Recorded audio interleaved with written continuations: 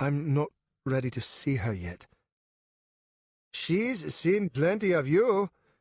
He blushed a fierce red, but remained adamant. Please, just let me rest. Meeting you again is too much as it is. Let me think, all right? Senkei shrugged. I guess you'll survive, but if those cats get infected, it's your own damn fault. Sleep tight, Haern. Thanks. Even after Senkei left, his words echoed in Haern's head. It didn't pay much to help you out, did it? How many had died because of him? Robert had died by his hand. His father had killed Kayla, again for helping him. Senkei had nearly died in the fire. Delicia had been forced into hiding. And now, when every thief guild in the city would gladly string him up by his thumbs and let the entire underworld have a go at him, the two had brought him into their home and given him succor.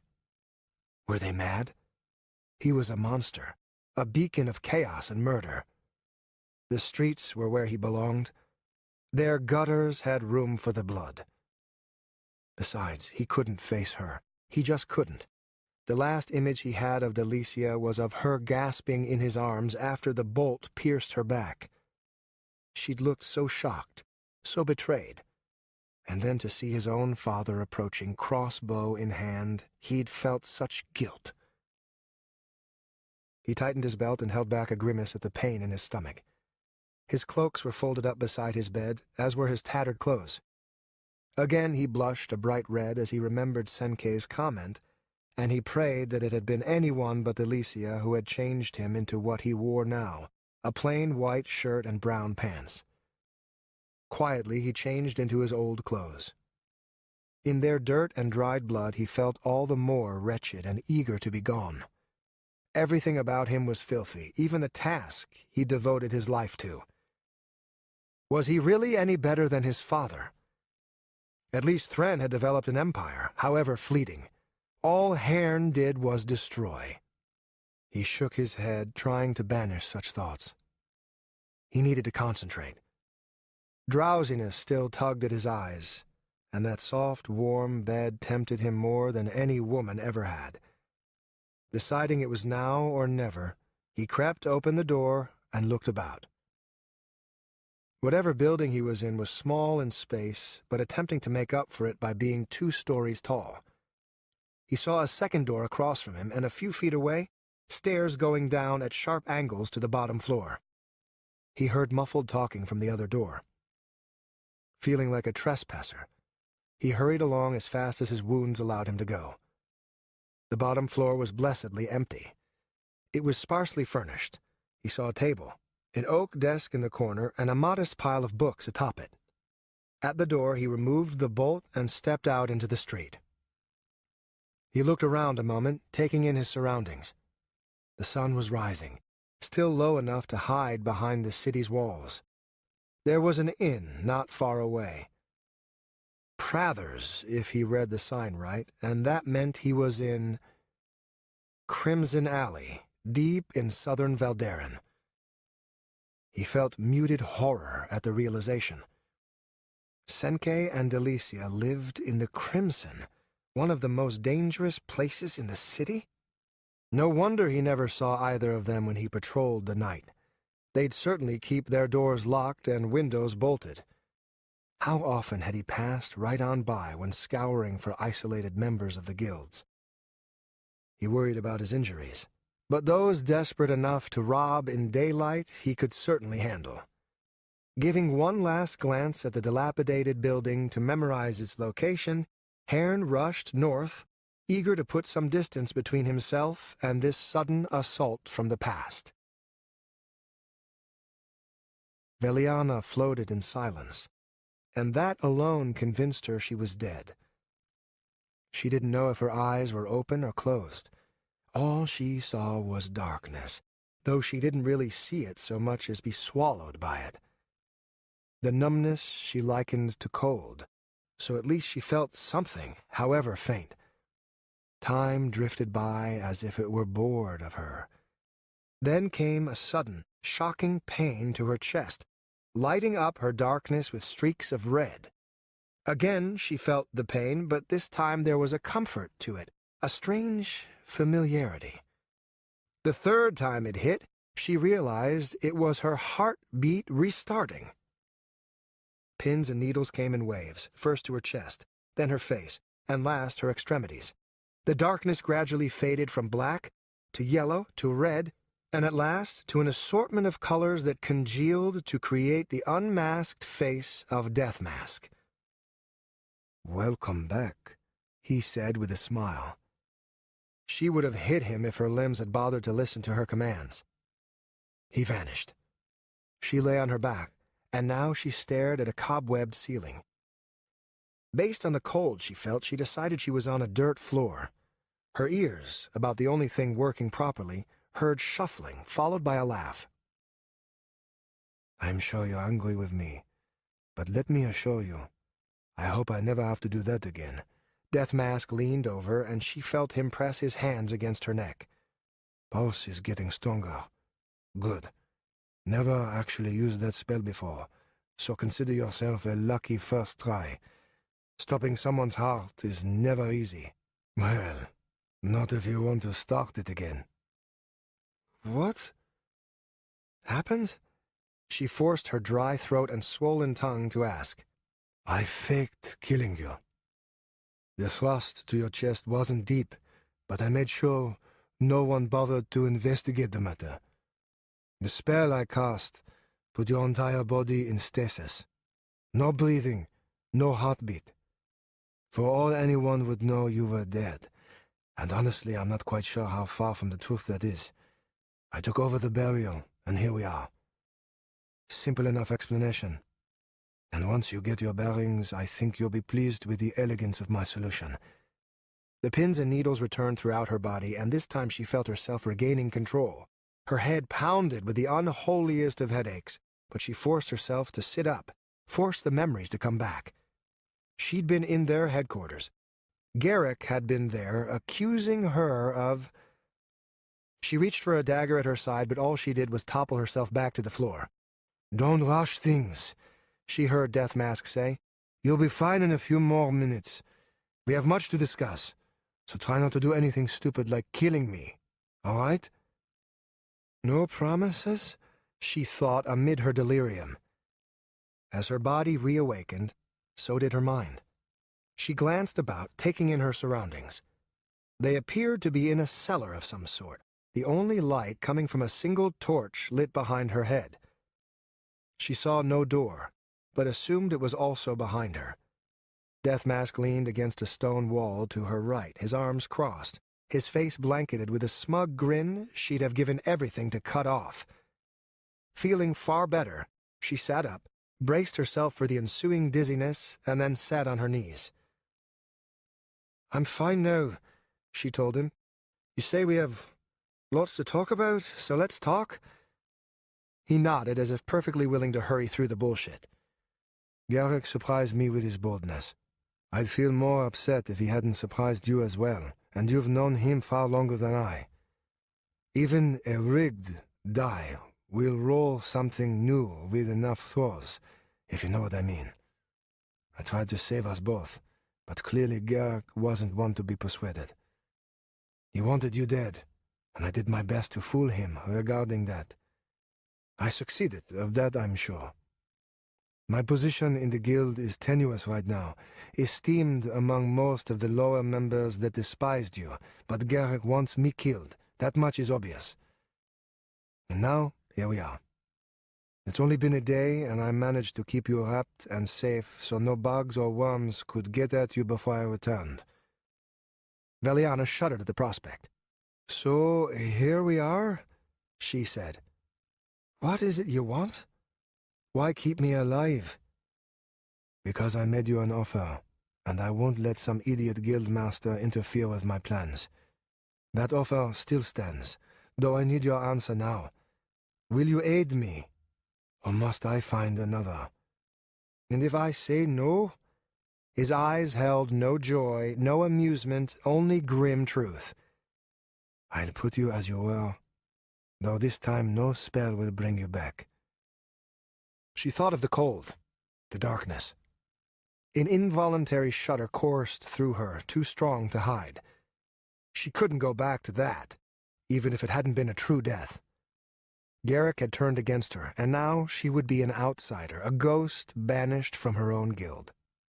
"I'll help you," she said. "Even if I did have a choice, I'd still help you. I want that son of a bitch to die, slowly, painfully, and at my hand. That is all I ask. Can you promise me that?" Death Mask handed her a small bottle of some red vintage. She tore out the cork and drank. "That, my dear," he said, "is something I can assure you of. He'll be yours to kill. All yours." The alcohol burned going down, but damn did it feel good. "Then enough lies and games. I can hardly turn against you now that I've been executed by the Ash Guild. What is your plan? Why have you come to Valdarin?" Death Mask smoothed his robe and then sat opposite her on the floor. He scratched at his chin, as if considering where to start. "I was once a member of the Council of Mages," he said. "Less than 6 months ago, in fact. They preach non-involvement in political matters, but it's nonsense. We had our eyes everywhere, especially on the kings and their capitals. When this war erupted between the guilds and the Trifect, I was assigned to watch. Through coin and magic, I learned of every guild leader, their goals and their reaches of their power. As the years dragged on, and my boredom grew, I formulated various plans and contingencies. I was not a high-ranking member, Veliana. Far from it. My strength was equal to many, but my years were few. Not enough gray hairs, if you will. I also had a reputation as a troublemaker." "Shocking," Veliana muttered. He chuckled and continued. "They told me nothing of why I was tracking Valdarin's underworld, nor did they keep a close eye on me, so I let my mind wander to far more interesting ideas. Profitable ideas. Recently I came up with a plan I was sure would work. It wasn't foolproof, and would involve risk to whoever tried carrying it out, but I was certain of its worth. This stupid grudge war wasn't going to end, not without killing off Thren Fellhorn, and I knew a way to do it.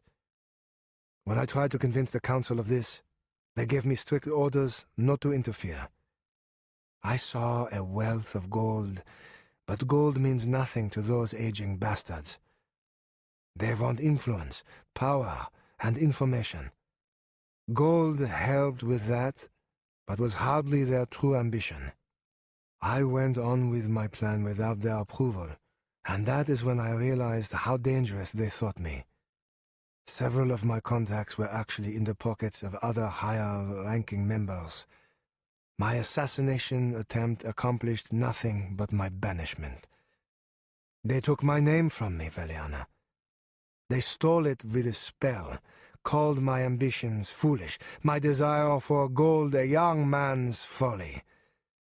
"We call you nameless," they said, "for you are death and folly."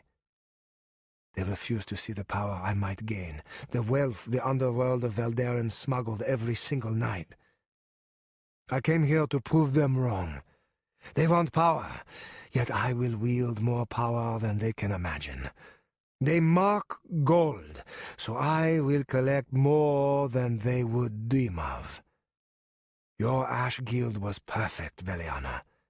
It was the smallest, the weakest, the one most easily breakable to my will. I have a plan.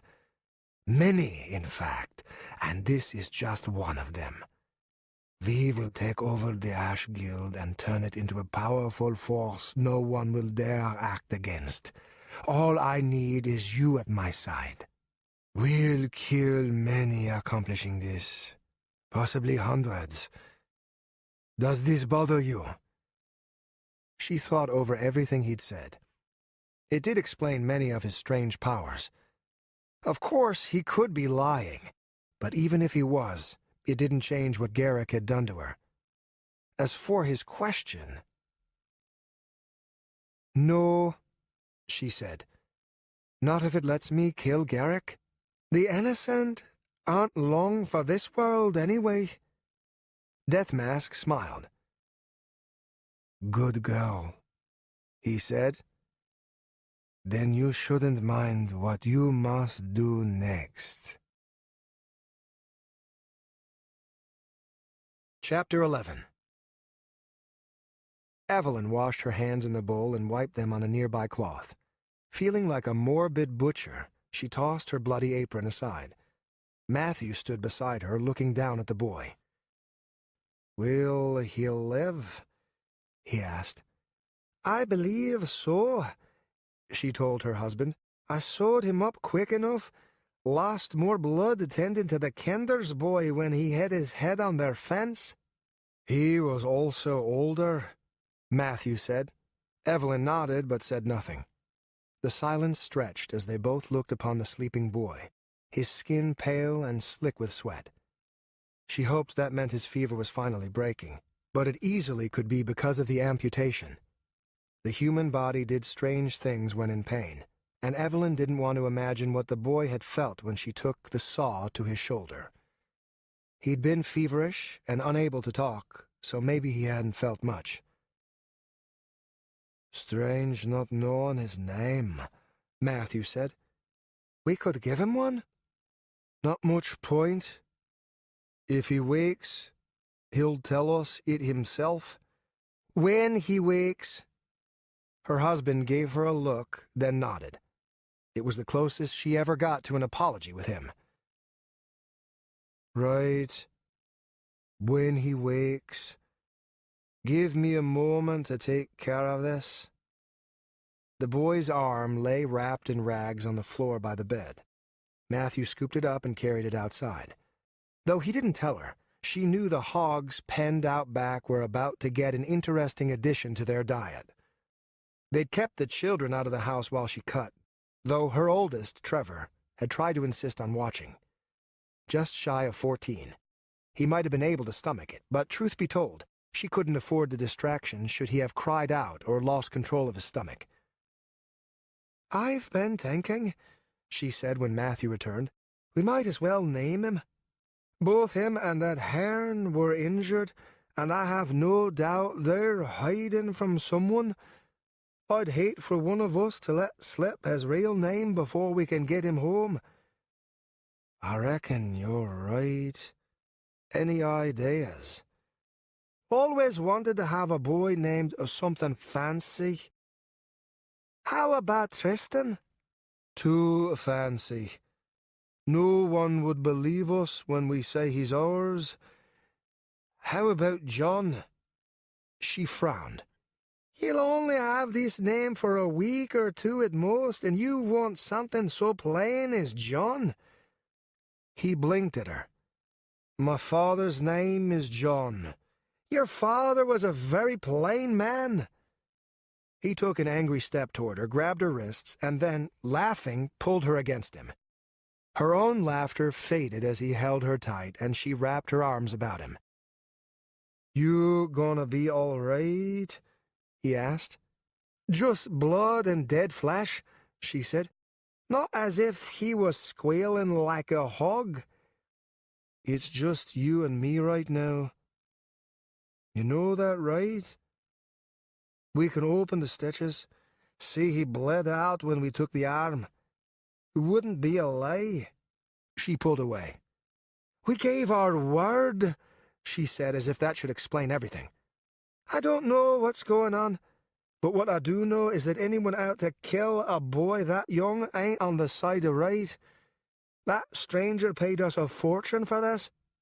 We can buy more land from the Potters. Those acres they can't till worth a damn, but we could do it. We can hire help, extra salt and meat for next winter, lumber for the house. I won't better our life on the blood of a dead child, and I expect you to feel the same." His cheeks flushed red. When he tried to speak, he shut his mouth again and waited another moment to get his composure back. "True enough," he said. Hard as it is to get the kids to avoid a lying tongue. Won't do no good to go lying ourselves. I'm scared, Evelyn. We're just farmers. I don't like going up to Tyneham to trade our wares to the miners, let alone all the way south to Veldarren, where the real crooks are. Whoever's after this boy... Tristan? He laughed. Fine. Whoever's after Tristan probably has money. Soldiers. Who'll take care of Debbie, or Anna, or little Mark should something happen to us? Or, Asher forbid, what if something happened to them? She stood on her tiptoes and kissed his lips. Stop worrying. We'll deal with each problem as it comes, and Asher will keep us safe. Now let Tristan here sleep. Tristan, Matthew muttered as they passed through the curtain into the other room. You really wanted to name one of our children Tristan? The newly named Tristan woke her a few hours later, well past midnight. Trying not to panic, Evelyn lit a candle and went to his side. The boy was moaning, and his legs and arm twitched every few moments. She touched his forehead. It was like touching fire. Get water in the tub, she told Trevor. Mix in some snow, too, if you can stand to keep your hand in it for long. It ain't cold enough. Yes, ma'am, Trevor said, his eyes lingering on Tristan as he put on his coat and boots. They had a small tub inside their home. A luxury, if I ever saw one, Liza, her crone of a neighbor, had once told her. They had to bring the water in by buckets, and that would take time. Until then, she tore off the boy's blankets and clothes, stripping him naked upon the bed. He going to be all right? Asked Anna as she poked her head through the curtain. She was 12, old enough to help her mother when she acted the healer. Wake your father, Evelyn said, ignoring her question, and make sure Mark and Julie stay in bed. Probably already scared, and I don't want them scared worse. Anna nodded, and her head vanished behind the curtain. Evelyn lifted Tristan in her arms, and it was like picking up a burning log. When she brushed through the curtain into their living room, she found Matthew putting on layers. Trevor said you needed water in the tub. The fever gotten that bad? She nodded. I told you he hadn't had enough to drink, he said. Can't sweat off a fever if you ain't got nothing to sweat. I know, she said. Now's not the time.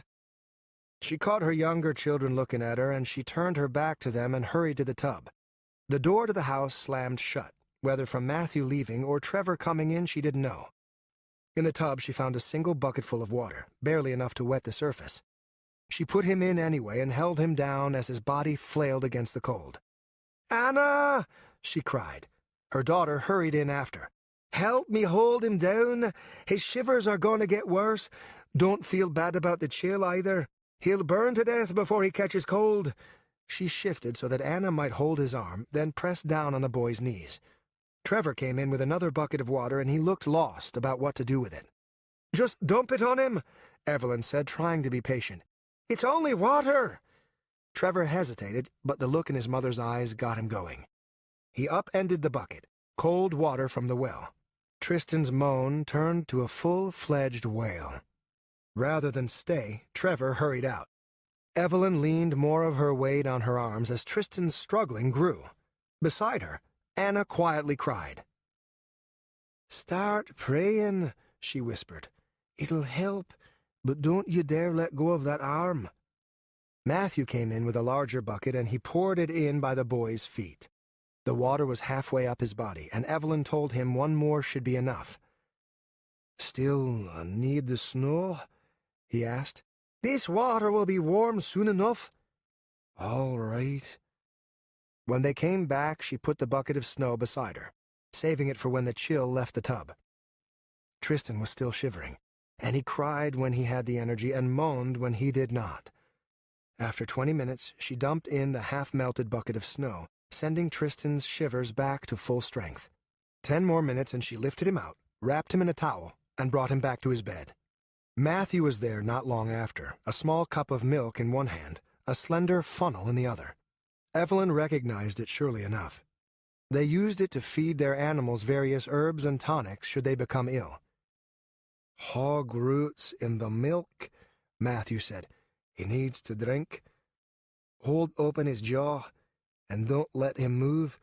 I have no intention of drowning him." Once the milk was gone, they wrapped him tighter in blankets and waited. "Go rest," she told her husband. "You have enough work in the morning, and it won't be no good for you to do it on a half-night's sleep. Get the kids back to bed as well. I'll keep vigil on them."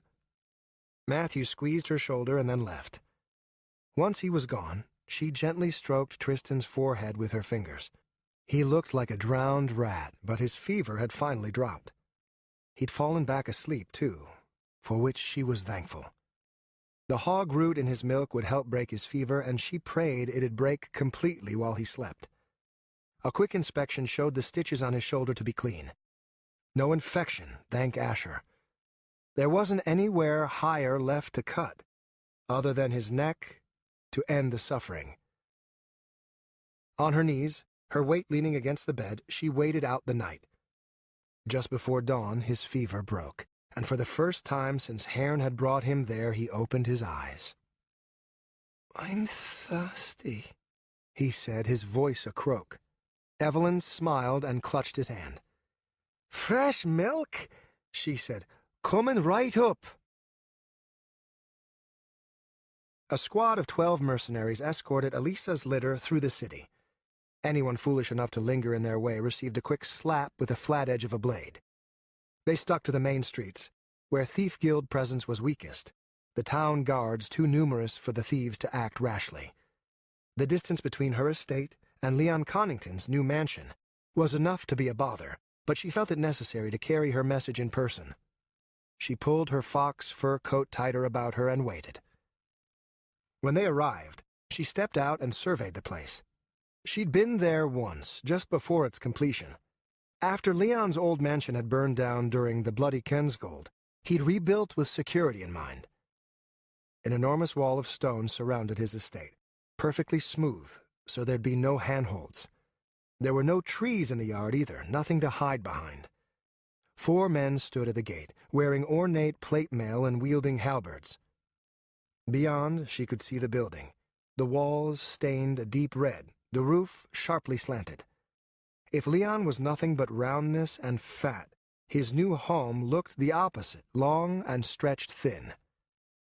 "Greetings, Lady Gemcroft," said one of the gate guards. "Please wait while we summon an escort. Make sure you stay on the path, for an errant step might prove deadly." Bertram wasn't there, but Elisa could imagine the scowl he'd have given them. For her part, she was willing to understand Leon's craving for safety. Perhaps he took it too far, but it had been his belongings destroyed in the fire, not hers.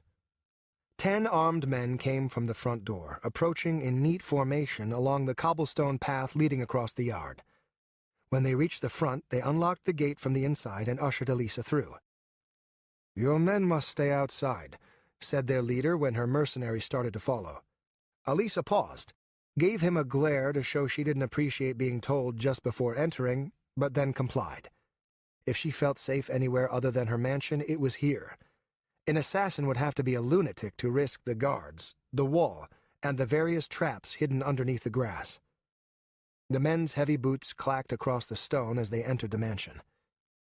Leon waited just inside the door, a large smile on his face. Everything about Leon was big. His face, his eyes, his home, and most of all his belly. Hugging him was like hugging a giant sweet roll wrapped in silk. Only his mustache was thin. "I'm so sorry about your loss," he said as he let go. "I'm sure he'd have been a fine man, very fine. If there's anything you need, please let me know."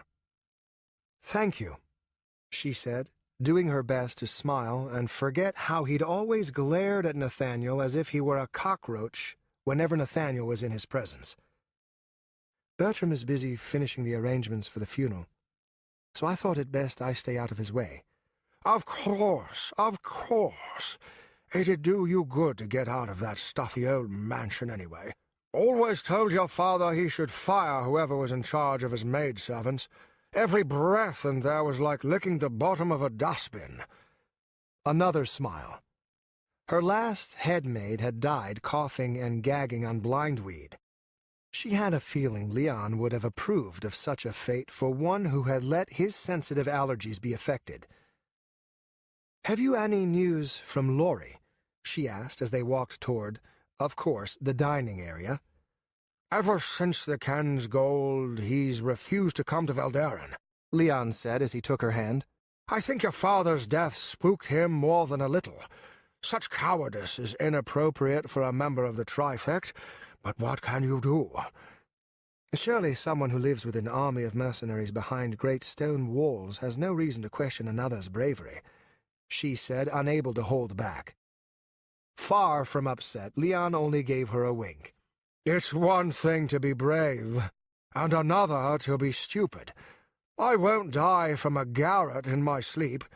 Neither would Laurie, if he took proper precautions. Maybe staying in Angel Port is his precaution. Leon laughed. True, maybe it is. Still, he is going a little overboard, eh?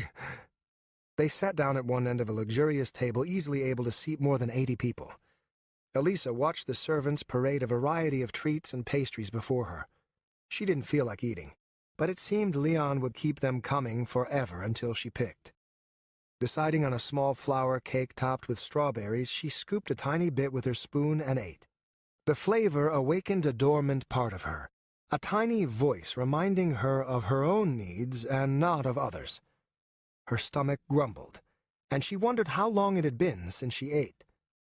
She was horribly tired, and in the fog that was her mind, she couldn't remember.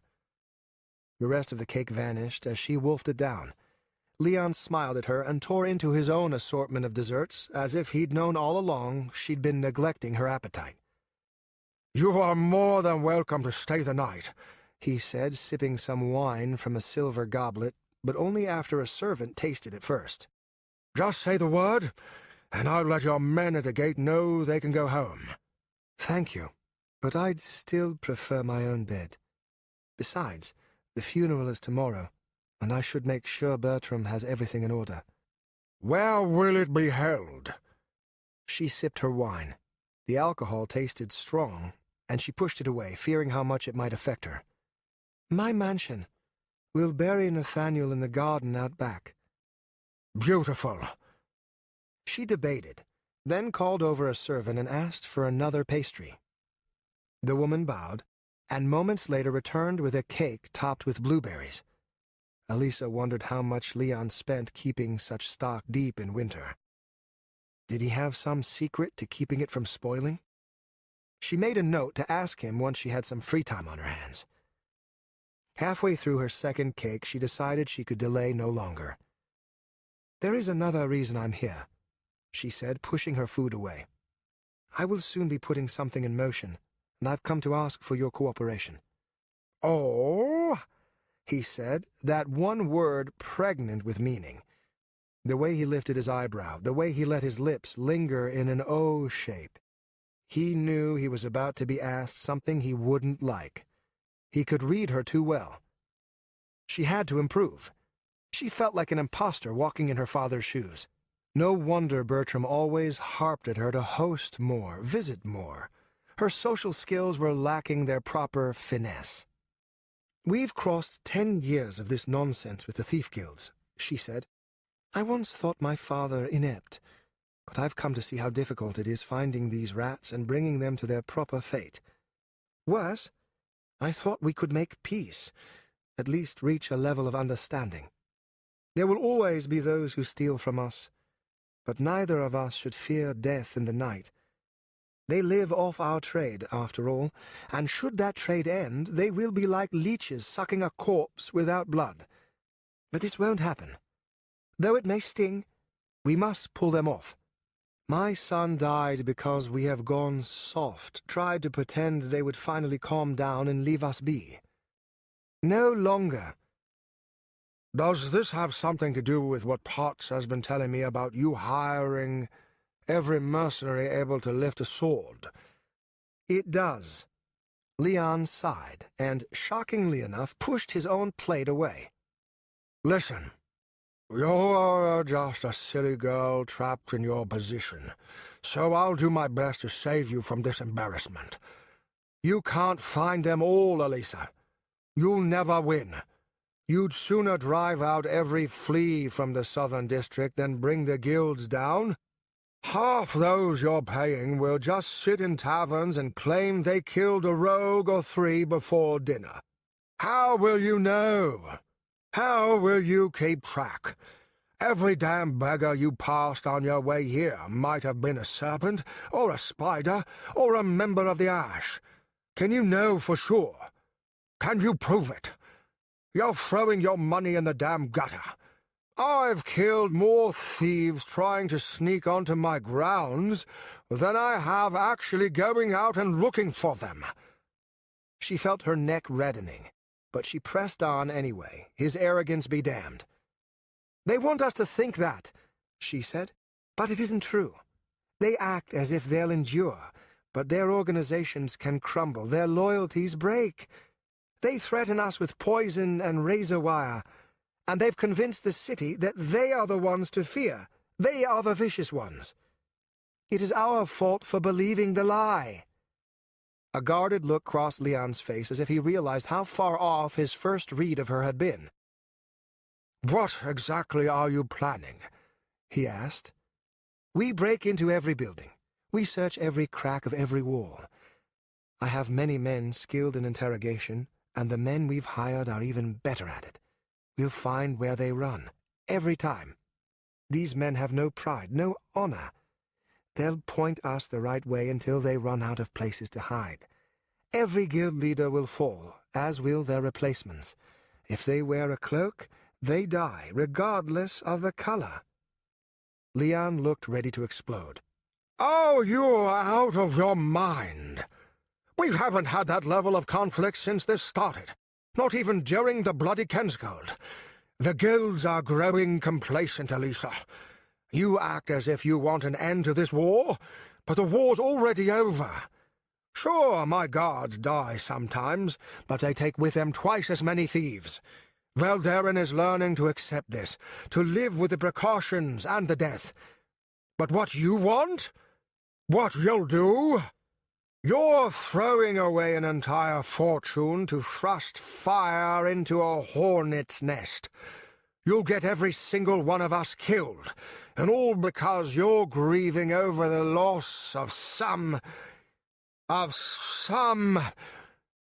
bastard?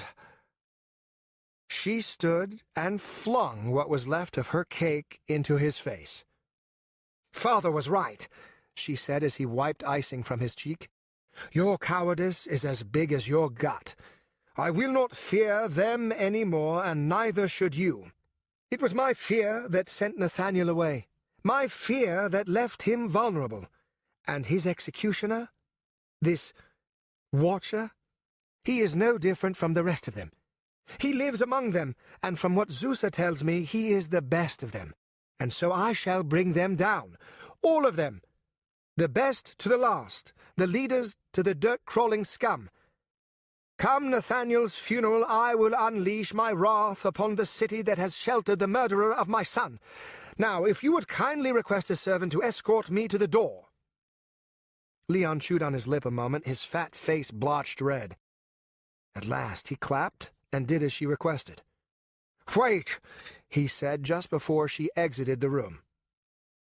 Just how many men have you hired? Close to 2,000, she said, and she felt a sense of victory at the way his jaw dropped. As I said, Leon, I will destroy them. I will destroy everyone who dares try to stop me. Even the king. Even the trifect itself. He muttered something, but she did not hear it. Still furious, she turned and followed the servant woman out, more than ever wanting to be home to plan with her mercenary captains. Hiding was no longer an option. It was time to act.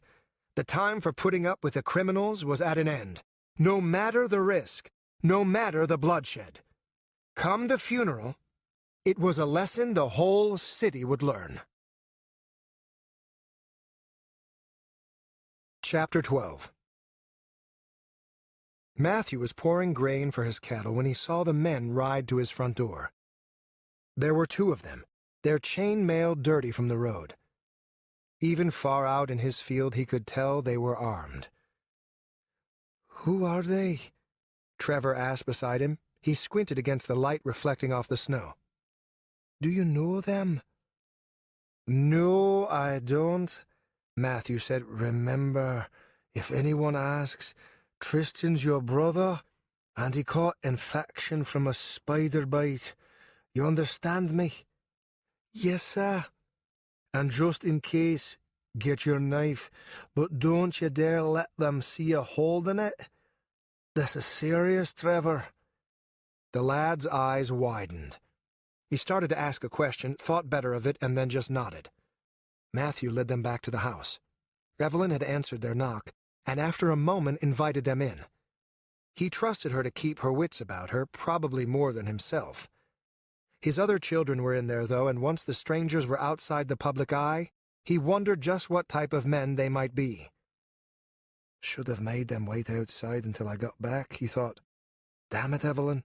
Sometimes you ought to act the proper wife." Just before reaching the house, he stopped at a small shed and ducked inside. He heard his son gasp as he yanked their pitchfork off the wall. "Won't do much against their armor," he said, inspecting its 4 teeth. "But they ain't wearing helmets, so that's something." He set it beside the door to the house, then opened the door and stepped inside. The 2 men sat beside the fire, their cloaks stretched out to dry at their feet. They both had swords, still sheathed, thank Asher. The rest of his children kept a safe distance away, again something to be thankful for. The strangers held small wooden bowls of a broth Evelyn had prepared for breakfast. His stomach grumbled involuntarily. He hadn't eaten yet himself. He wondered how much of his own portion sat in the strangers' bowls. "Welcome, gentlemen," he said, taking off his gloves. "I see my wife has helped you feel right at home, which is proper. It's cold work riding in winter." "She's a lovely house," one of them said. He was a plain-looking man, dark-haired, flat-nosed. Only the scar running from his eye to his ear made him seem dangerous. He wore no tabard, but his accent was distinctly of the north, most likely Tyneham, or one of the smaller mining villages near it. "That she is," he said. "On your way to Falwood, or beyond?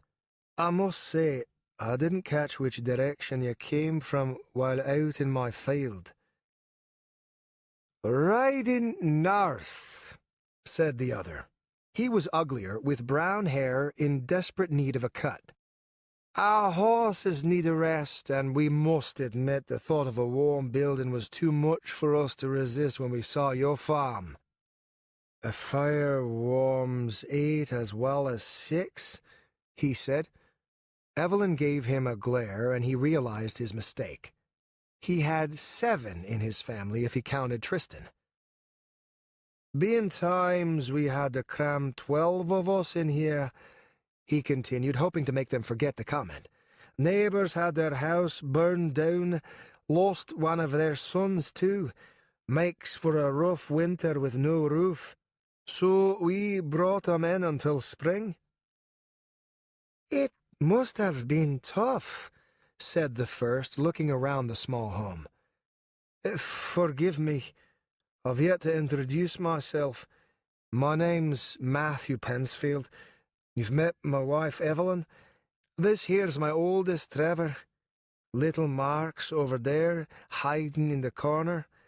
And these are my 2 daughters, Anna and Julie." The girls smiled and tilted their heads in proper respect.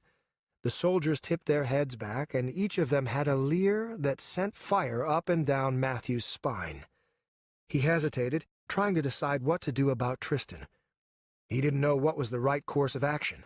The boy had been asleep when he last went outside. His wife took the decision away from him, and as much as it scared him, he trusted her. "You must forgive us for not introducing you to Tristan. He's sick with a fever in bed. Just had to amputate an arm, the poor dear. Spider bite." "That's a shame," said the dark-haired one. "My name's Gert, and this here's Ben. Like I said, we're riding the road, maybe to Fellwood, maybe all the way to Tyneham." "Only wanderers and thieves ride the road without knowing how far they wish to go," Matthew said. "I hope you're neither." Gert laughed. "Nah, we're looking for someone, actually. A lost boy, 5 years in age. Perhaps you've seen him." Matthew shook his head. He'd played cards only a few times when trading in the bigger towns. He'd never been good figuring the odds of things, but he'd always done all right because of one thing going for him. He had one of the best card faces of anyone he knew. Only Evelyn could read what was going on behind his eyes. "I haven't, and I doubt I would either.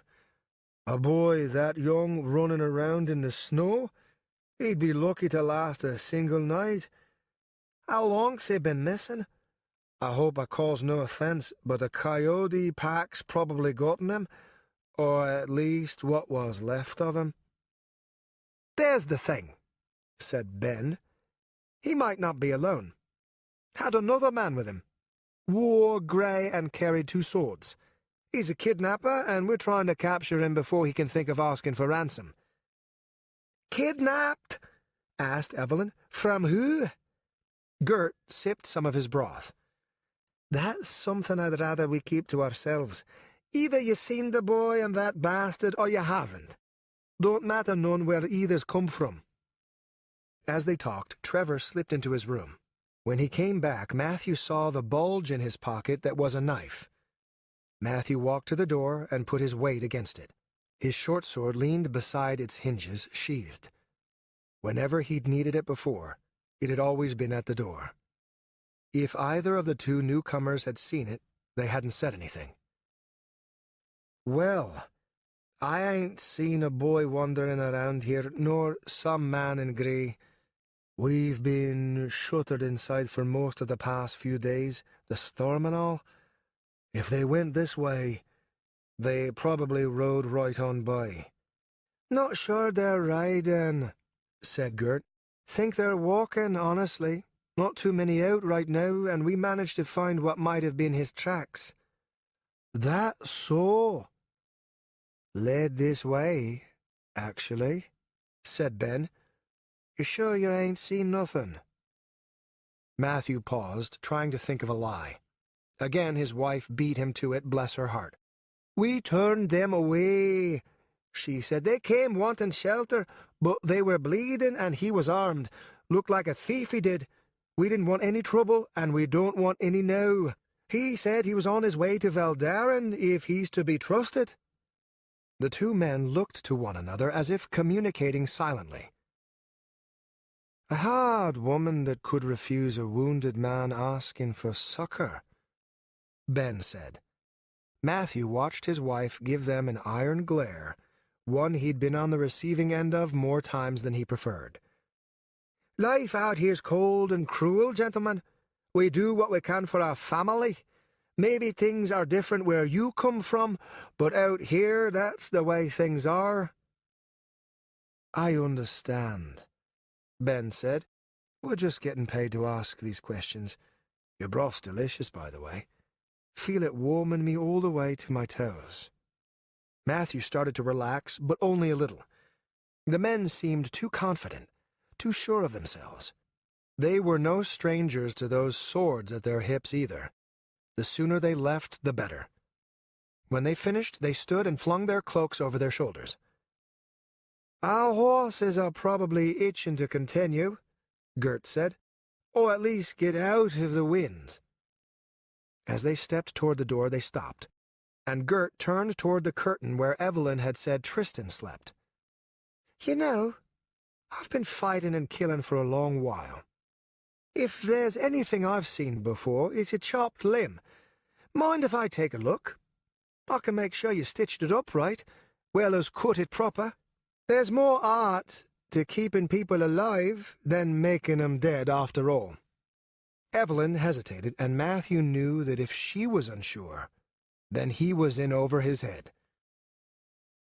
"If you wish," he said, putting on his gloves. "I should get back outside. Only wanted to come visit with my guests, be polite. You two men have a good day." "Want me to come with?" asked Trevor. "No," Matthew said, harsher than he meant.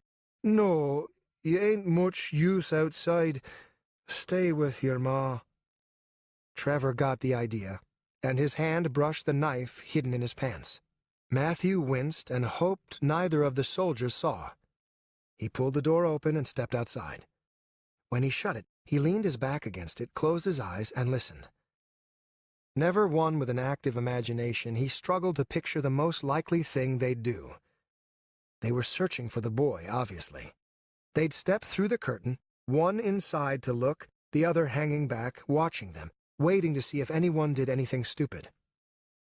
His hand closed around the pitchfork's handle. Something stupid like this. Matthew kicked the door inward.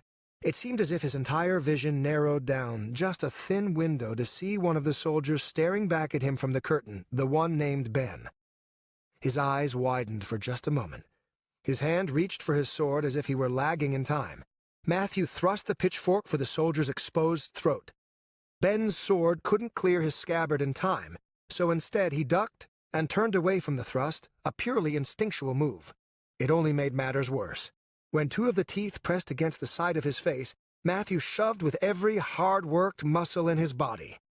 The tips were thick, but with such force behind them they still punched through flesh and tore into bone. Ben rolled his head downward, trying to pull free. When he did, blood spewed across the floor. He screamed.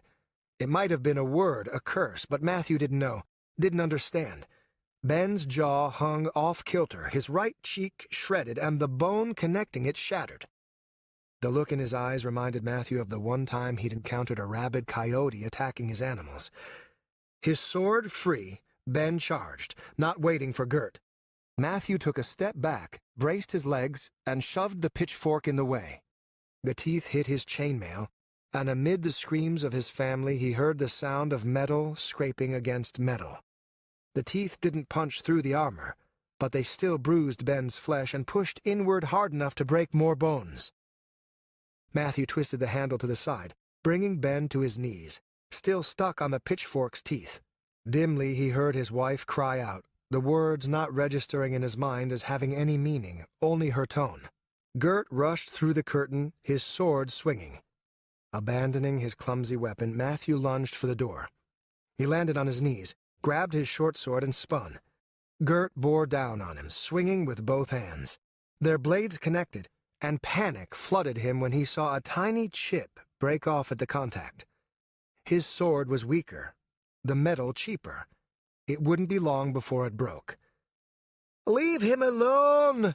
he heard Evelyn shout, finally piercing through the haze. Gritting his teeth, he groaned as Gert pressed down with all his weight. He spared only a moment's glance to see Ben fling the pitchfork to the dirt and turn toward his wife. He had to help her, but he was pinned and badly positioned. "Trevor!" he screamed. Where was his boy? Why wasn't he helping? Now wasn't the time for fear, damn it. He angled his sword to block another chop, realized it was a feint, and smacked aside the thrust aimed for his belly.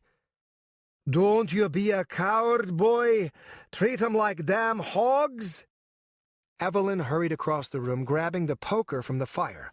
She held it clumsily, a pathetic weapon compared to the gleaming sword Ben wielded in his blood-soaked hand. Then he couldn't spare the glimpse, for Gert had dropped to one knee, knocking Matthew's sword out of position. Matthew struggled against it, but slowly his sword wavered, then hit the floor beside him.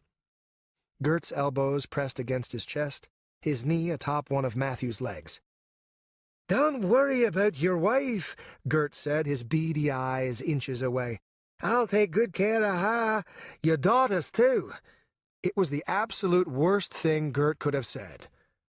Matthew let go of his sword, one hand grabbing Gert's wrist, the other ramming his eyes and mouth with his fingers. The soldier howled and tried to pull away, but Matthew dug his fingers in deeper and held on, feeling softness give way, then cartilage crunch in his grip.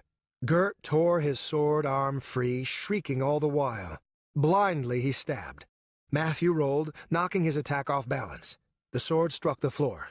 With every bit of strength in his right arm, Matthew slammed Gert's head against the wall. He heard a wet crack, like the sound of a breaking pumpkin.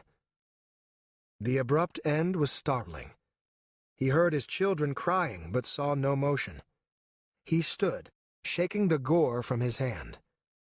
Evelyn huddled beside the fire, the poker at her feet, Trevor in her arms. The eldest son still held his blood-soaked knife. Nearby lay Ben, bled out from the cuts on his face and the deep stab wound at the small of his back. "Everyone all right?" he asked. Evelyn met his eyes, then nodded. "Thank Asher." He gave his wife a hug, making sure he didn't stain her dress with his right hand.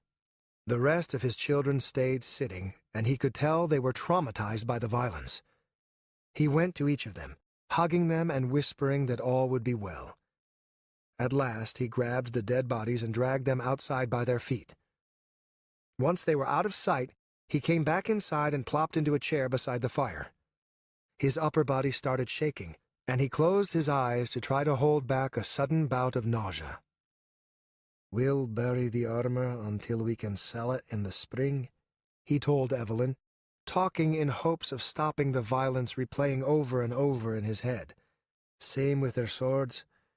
We'll unbridle the horses and send them on their way, hopefully far, far away. As for, we'll give 'em to the hogs." His wife made a soft cry. He shuddered, but forced himself not to dwell on it. They'd do what they must, no different from ever before. Opening his eyes, he looked to the curtain, wondering if that blasted boy still slept, or if he was in there cowering in terror. "Not worth the coin," he said just before leaning to one side and vomiting. Chapter 13. Arthur Hadfield looked about the room in total disgust. He'd worked with mercenaries before, but to invite them into his home? So disgraceful. They gathered in the dining hall, over 12 of them. They were the captains, the ones with at least 100 men at their disposal. They chatted with one another, killing time until Elisa returned. They were a motley bunch, wearing various combinations of armor, ribbons, and tunics to distinguish themselves. Arthur dared not imagine how much coin was flowing into their pockets for simply picking their teeth and eating Elisa's food. "Not sure how much fun this'll be," said one, a bald man with a shaved head. "Proper fight is on a battlefield, not crashing into people's homes and searching for rats." "Killing's killing," said another. "Since when you started getting picky?" "I'll take the money, but don't mean I can't want a nice open place to swing my axe. Probably need that space, too, otherwise you'll cut your own fucking head off. Fuck you, Jamie. You probably can't wait to start. Your men'll feel right at home wading through open sewers." Arthur turned to leave and found Bertram standing behind him at the door, looking just as miserable. "The stains they leave on the carpet," he said, shaking his head. "Price of doing business, I suppose." The old man nodded as he watched the captains bicker. Arthur went to his side, his arms crossed over his chest. "Have you talked with Elisa lately?" Bertram asked after a time. "Just this morning. Her mood has soured as the funeral approaches. I'd hoped she might grieve like any other woman, but instead she's out for blood. She wants that boy's killer found. I'm working on it, but he's proven an elusive little fuck." Bertram chuckled. "I am not surprised. There are 1,000 criminals and murderers in this city. Finding one particular man must be difficult. Still, you might look at it a different way. Knowing one low-born wretch from another is just as difficult. Just like last time, Arthur wondered if he was being tested. This time the wording seemed too strong to be coincidence. He decided to go out on a limb. I'm sure that even if we do catch the Watcher, it'll be tough proving that's who he is, he said. No one seems to know, Bertram agreed, though I trust you in these matters and would vouch for your opinion. Arthur's eyes lit up. Is that so? He said. I don't think it will be long before I have a man to present to her. The city might be large, but there are too many eyes, too many mouths for a man to hide forever. But I'm glad to know your trust in me is so great. I trust you more than I would any of them, Bertram said, waving a dismissive hand at the mercenaries.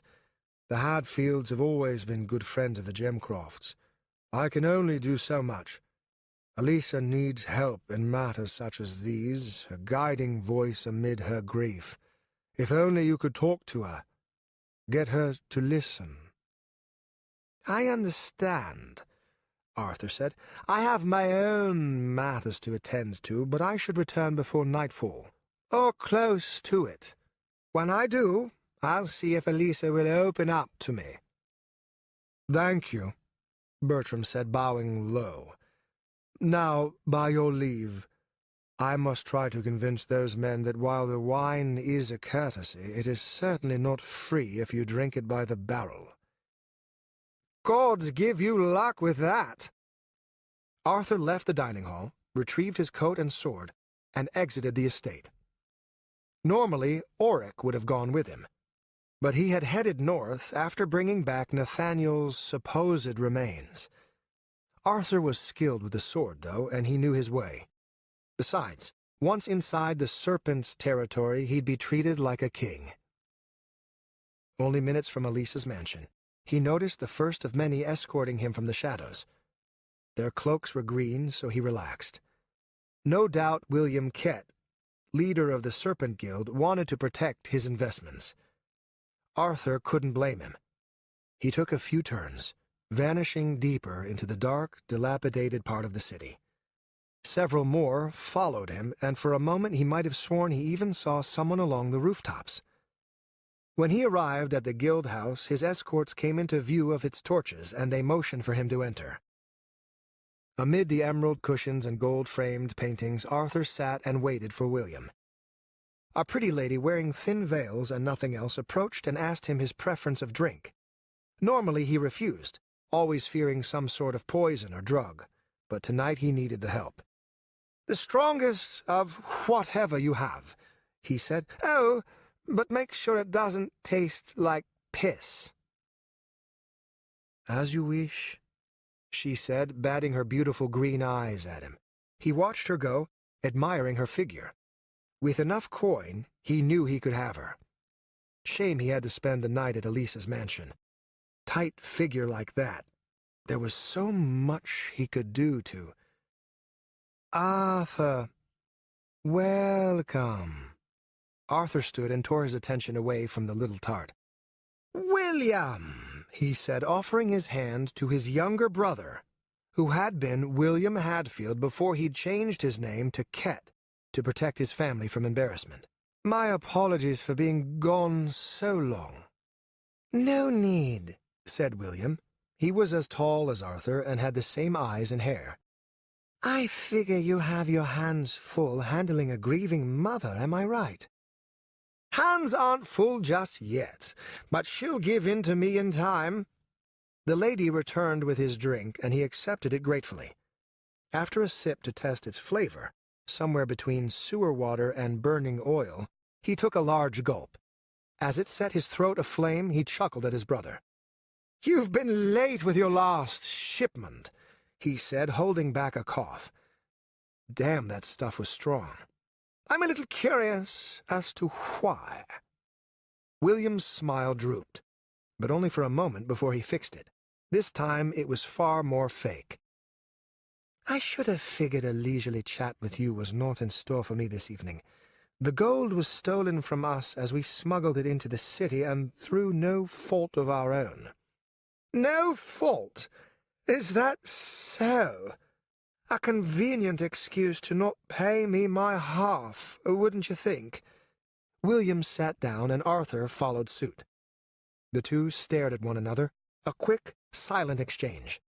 Arthur knew William was trying to decide how much he should tell and what Arthur's reaction might be. He hoped that for once his little brother told the truth, the whole damn truth. "Have you heard of the Watcher by any chance?" Arthur was too surprised to hide his reaction. "Should I take that as a yes?" William asked, raising an eyebrow. "I have. But tell your tale first, and then perhaps I can better explain mine." William waved over another servant girl who brought him wine in a long, slender glass. "Well, whoever that bastard is got lucky," he said after taking a sip. "Stumbled upon us while we were lifting the crate over the wall. Killed my men, took the bags of gold, and then do you know what this motherfucker did? He scattered it across the street. Middle of the day, high market, and he just tears them open and flings them to the crowd. Not the first time he's done that to us either, but usually with smaller amounts. Scary, really. If he'd throw away that much coin, then there isn't a chance we can bribe or deal with him. He's out to kill us, all of us, not just serpents. Wish I knew what we'd done to piss him off." "Normally I'd doubt the ability of one man to kill so many of yours," said Arthur, "but I've seen it for myself. Lost 6 soldiers to the Watcher. Wrote his name with their blood as a message to me when I returned. He took some of the gold, but not all, thank the gods. Another day or two and I'll have the rest outside the walls and ready for you. Alisa thinks all of it was stolen, which will help make up for what we lost." "I can change most of it into royal crowns with my merchants, and amusingly enough, by buying large quantities of food and wine from Laurie Keenan. Something quite appropriate about laundering the Trifect's gold using the Trifect themselves. Any large increase would take some time, though. When will you be ready to pick up your portion of what we've exchanged so far?"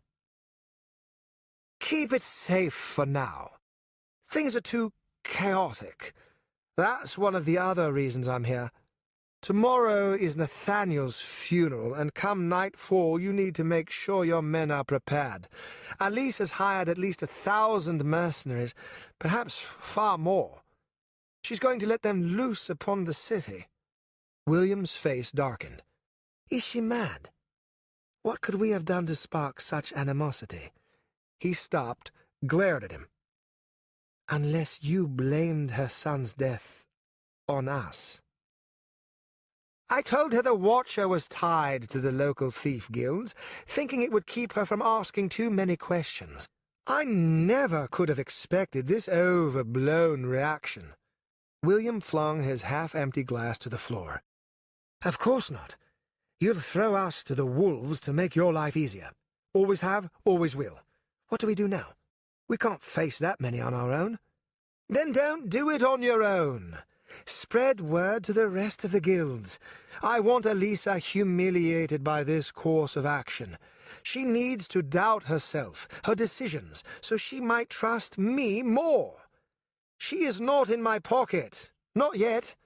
In time she will be, I have no doubt. But until then I need your help." The redness gradually left William's neck as he leaned back in his chair. "I think I can convince the others, though I have little time. A single night to prepare a counter-ambush? Thank you for not telling me sooner. I like having to pull plans out of my arse." A hardness entered Arthur's words. "You chose this life, not me. I came here the moment Alisa was away. Now deal with it." They glared at one another, but finally William relented. "So be it.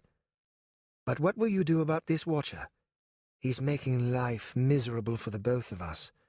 If he left the city, then he certainly caught wind of our scheme, or at least part of it. A wrong word whispered to Alisa and you'll hang." "We'll hang, you mean?" William smirked at him. I live my life in the shadows. She already wants me dead, and is about to spend a fortune trying to achieve that tomorrow night. But you live your life in the light. The only place you can hide would be with me. Are you prepared to crawl through the gutters and eat shit to save your own arse? I think I might prefer the noose. William stood, their conversation clearly over. Then you need to make sure the Watcher fucking dies. Chapter 14.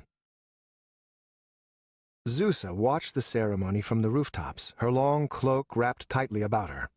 With only a few days' notice, the crowd was smaller than it might have been.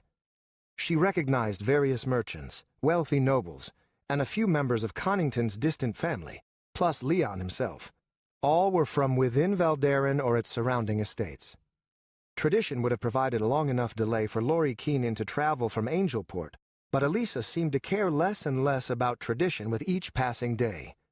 Zusa didn't blame her. The bones, brought back to the city by Arthur's lackey Auric, had been placed within a small, sealed coffin. As her house guards lowered it into the ground, Elisa stepped forward to address the crowd.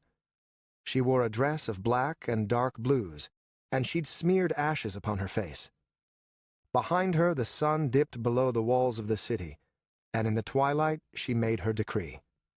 "It is despicable that such a thing could happen," she said, loud enough for Zusa to hear.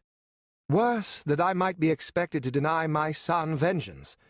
So many of you here have made peace with the thieves. So many of you have come to accept the danger they pose. In doing so, you have stripped away every shred of your pride and dignity. I will not. Those who prey on us, steal from us, kill and poison to claim their power, they die tonight. Go home if you must, or stay here if you fear the streets. But this night, only this night, must you fear them any longer. Valderin aches for a purge, and I will be the one to deliver it. Cry out at me if you wish, but it will change nothing. The gold is spent. The orders are given. Let the blood flow." She looked to the rooftop, directly at Zusa. Zusa nodded in return. That was the last command.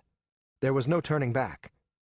Spinning about, her cloak billowing silently behind her, Zusa raced to the front of the mansion and vaulted off the roof. When she landed, it was amid the gathered group of mercenary captains, who had been ordered to wait opposite the funeral. "You have your orders," she told them all. "Bring the abyss to Valderin, and throw every cloak into it. Give vengeance to my lady." The captains grinned and smacked one another on the shoulder. "About damn time," said one. "Let's get to it." Zusa left to the south, still trying to decide on her course of action. The mercenaries were scattered throughout the city in taverns, camps, and houses of those loyal to the Trifect. They would spill out onto the streets, and no one would be there to stop them. Only King Valor could make a reasonable attempt with his soldiers, but he'd have to break a lifelong streak of cowardice, which Zusa knew would not happen. Ever since the bloody Kensgold, he'd given them all freedom to kill one another so long as their threats were never aimed at him. When the nightmare began, no doubt the city watch would turn the other way, if they even left the castle at all. She had an inkling they would not. But the bloodshed would accomplish nothing if she couldn't find Nathaniel's killer, the Watcher. Where did he hide? Those in the shadows were about to be flung into the light. She resolved to scour the city, keeping an eye open for anything unusual. If the Watcher was as skilled as Veliana made him sound, he would hold his own no matter how many mercenaries they flung at him. Veliana. Zusa might have offered a prayer for her, but she had turned her back on her former god, Carrick. She had no one to pray to, so instead she just murmured the thoughts aloud, hoping that her friend might survive the night.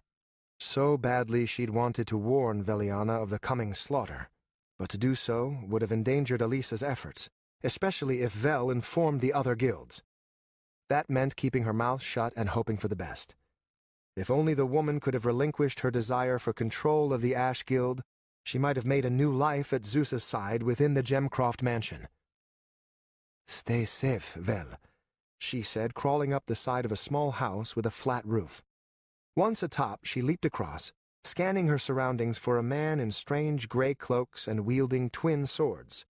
A man skilled enough to defeat her. Half an hour passed, painfully quiet. It seemed the entire city had drawn its collective breath.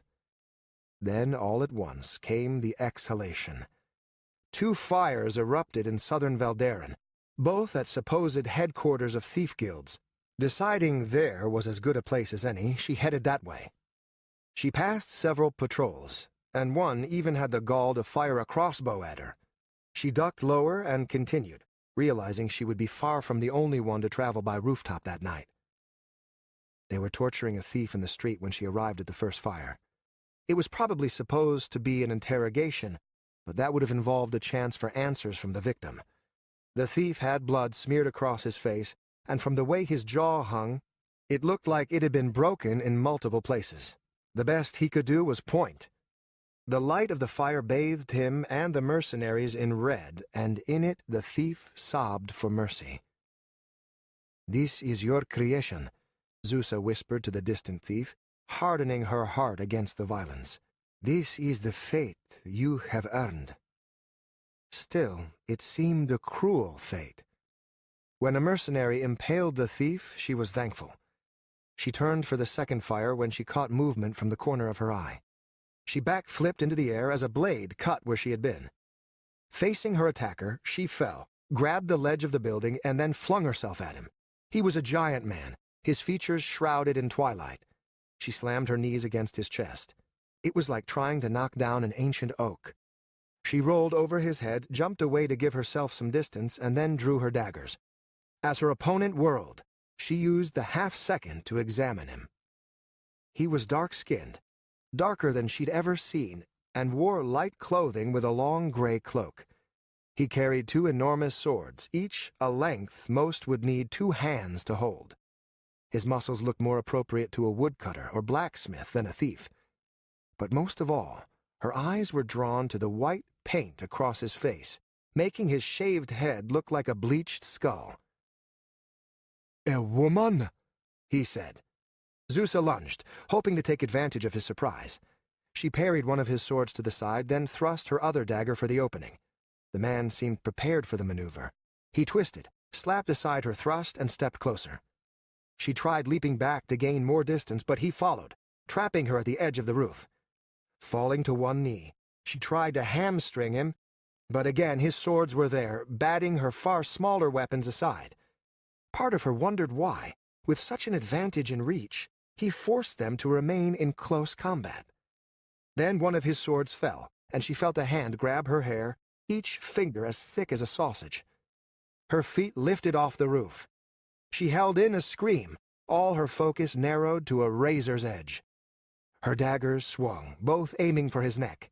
With only one weapon, he had no chance to block, or at least so she thought. But he used its flat edge to strike both her wrists as they thrust, pushing them over his head. Before she could bring her arms back down, the sword's edge pressed against her throat. "Stop struggling," he said. "I'm not here to kill you." His voice was deep. So deep it reminded her of the rare times she'd heard Carrick whisper to her in the night. She forced herself to calm, to look into his brown eyes without flinching. The sword pressed tighter against her throat, as if he expected her to try to break free. "What do you want?" she asked. "Not you," said the man. "My target is not a woman. I might have said so if you hadn't jumped at me like a rabid dog." "Who are you?" He stared at her as if deciding something. Decision made, he unceremoniously dropped her. She landed on her feet and crouched before him, ready to leap at the slightest wrong move. "I am Ghost. I've come to claim the Watcher's head, and other than the breasts, you fit the description rather nicely." Zusa slowly straightened, though her muscles remained tense. Whoever this ghost was, she had no intention of relaxing in his presence. "Who has hired you?" she asked. "One of the thieves?" He grinned at her. Something about it worsened her unease. I cannot tell you, as surely you can understand. You seem at home in the night, and you move as I expected the Watcher to move. Do you know of him? Tell me, and I might make it worth your while. Whatever I know, I cannot say, for I seek him as my own bounty. My mistress wishes to be the one to claim his life, and I would not dare risk cheating her of it. Mistress? Asked Ghost, raising an eyebrow. Too much. Stop speaking. You always say too much. So she smiled, hoping to convince him that it wasn't a slip of a tongue, instead a ploy to make him wonder if she spoke truth or not. He probably didn't buy it, but it was still worth the attempt. So be it, Ghost said. One of his swords shifted and she moved to jump, but then he saluted her with the blade. A game then. I will let you search unimpeded, but I expect the same courtesy of you. If you somehow find him first, all I ask is that you come to me at the Mug and Feather Tavern, so I may know your name. Any lady more skilled in tracking than I is a lady I would sorely wish to meet with again. Consider it a repayment of my generosity. The generosity of a man who nearly stabbed my back before seeing my face to confirm a kill. Ghost laughed. You are still alive, woman. That alone is proof of my generosity. The way he said it, with no anger or pride, only amusement, chilled Zeus's blood. This was a man to whom death was a common companion, who believed he had nothing to prove. If such an agreement kept her safe from his blades... I accept, she said. Now forgive me, but I have a man to find. Good luck, he said. Oh, and stay safe. I hear there's a lot of mercenaries out searching for people like you. She looked to the fire behind her, and the several corpses left there to rot in the street. When she looked back, Ghost was gone. No one that big should be able to move so silently, she thought, but it seemed she was wrong. Cursing herself, she hurried north, following the distant cries of battle. If she was lucky, they might still scare out the Watcher, but now she wondered if she truly had any hope of finding him before Ghost. How great would Elisa's anger be if she found out Ghost had captured him first? Still, that would be better than their finding him at the same time. However that confrontation might end, she knew her blood would be spilled. The city had gone to the abyss. There was no other way to describe the horrors Haern watched as he hurried along the streets, keeping his head down and his swords hidden. It was too dangerous to remain on the rooftops. Every mercenary with a bow was firing at any shadow that moved. He'd counted 4 fires the last time he'd found a quiet enough spot to scale a wall and look over the city. Madness. Total madness. Was this what it had been like when his father first declared war against the Trifect so long ago?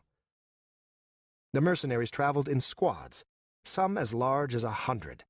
They roamed the streets, smashing in doors, dragging out scared owners to ask questions, demand names, and sometimes execute them outright. He watched a group of 3 thieves, spiders by their cloaks, chased by 20 men in armor. They died when a second group cut them off, another 10 with naked blades and eager eyes.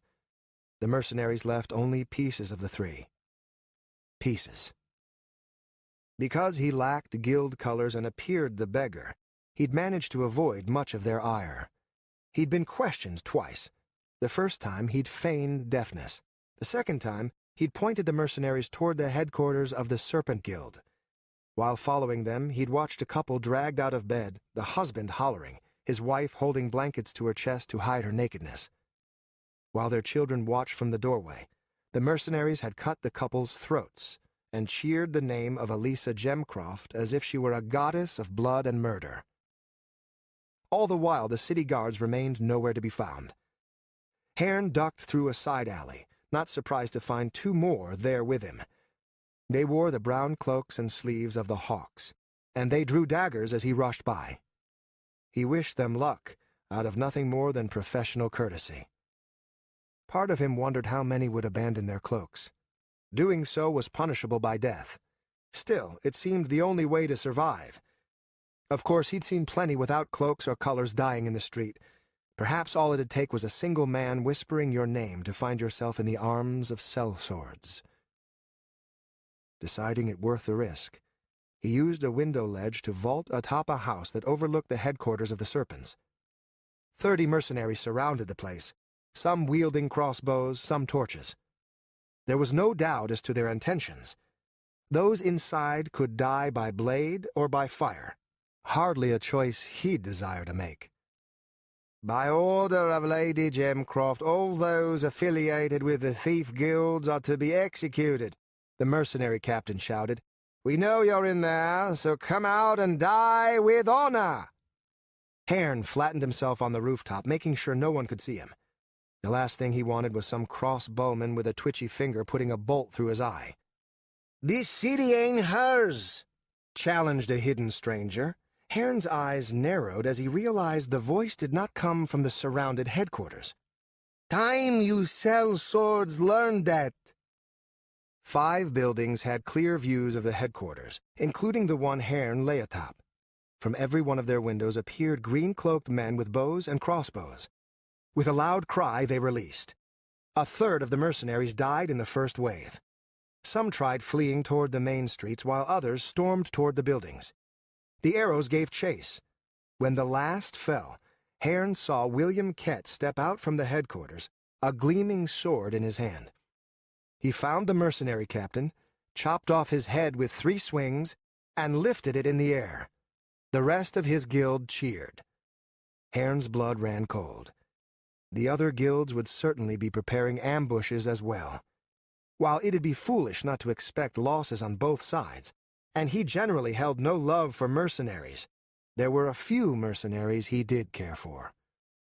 "Damn it, Senkei," he whispered, pulling back so he wouldn't have to see the executions of those who still cried out in pain. "Tell me you aren't part of this nonsense. You can't have been this stupid." But of course he would have.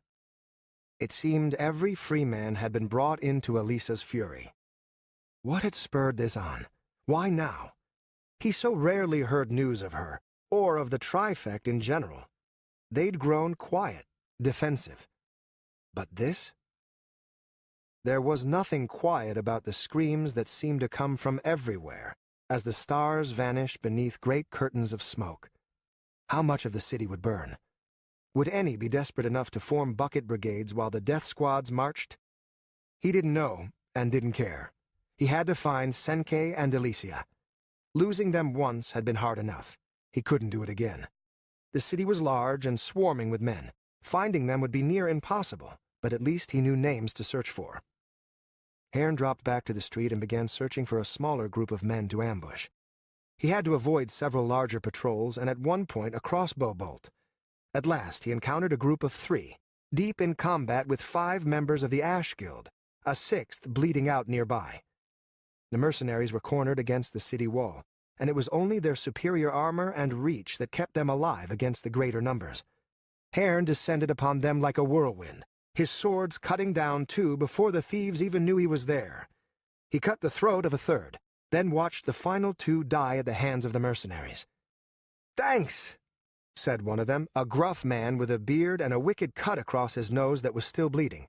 "Fuckers led us here into a trap, jumped us from the rooftops." The man pointed at Haern's cloaks. "You one of 'em? If so, you might want to run while we're still feeling grateful." "I am no friend of the guilds," Haern said, making sure to keep his cloaks low so they only partially saw his face. "I'm searching for a small group of mercenaries. One is named Senkei, sometimes using the name Stern. The other is Delicia Eshetan. They should be together." "Not a clue," said the man with the bleeding nose. "Don't know about no Delicia," said the second as he walked over and killed the 6th Ash member, who had been whimpering in pain. "But that name sounds familiar. I know a Tarlak Eshetan, and he runs his tiny group. Nothing but small-timers. Guys half off his rocker. Might be them you're looking for." "Perhaps. Do you know where they might be?" The man spit. All them smaller groups got put together and sent to the far south. Elisa figured it'd be easier to spread out and find the rats when they tried to hide in their slums. Haern fought down his panic. They'd been sent into the very homes of the thieves as if they would be the ambushers? When the guilds fled to safety there, they would be doing the killing, not the mercenaries. He had to get Senke and Delicia out of there, and fast. He bowed to the three men and then turned south. "Hey, what's your name?" asked the man with the bleeding nose. "I have none," he shouted. When he turned, he caught sight of something strange, like a white face peering down from the wall, round and hairless. A glance back revealed only darkness. "I'm jumping at shadows," he thought.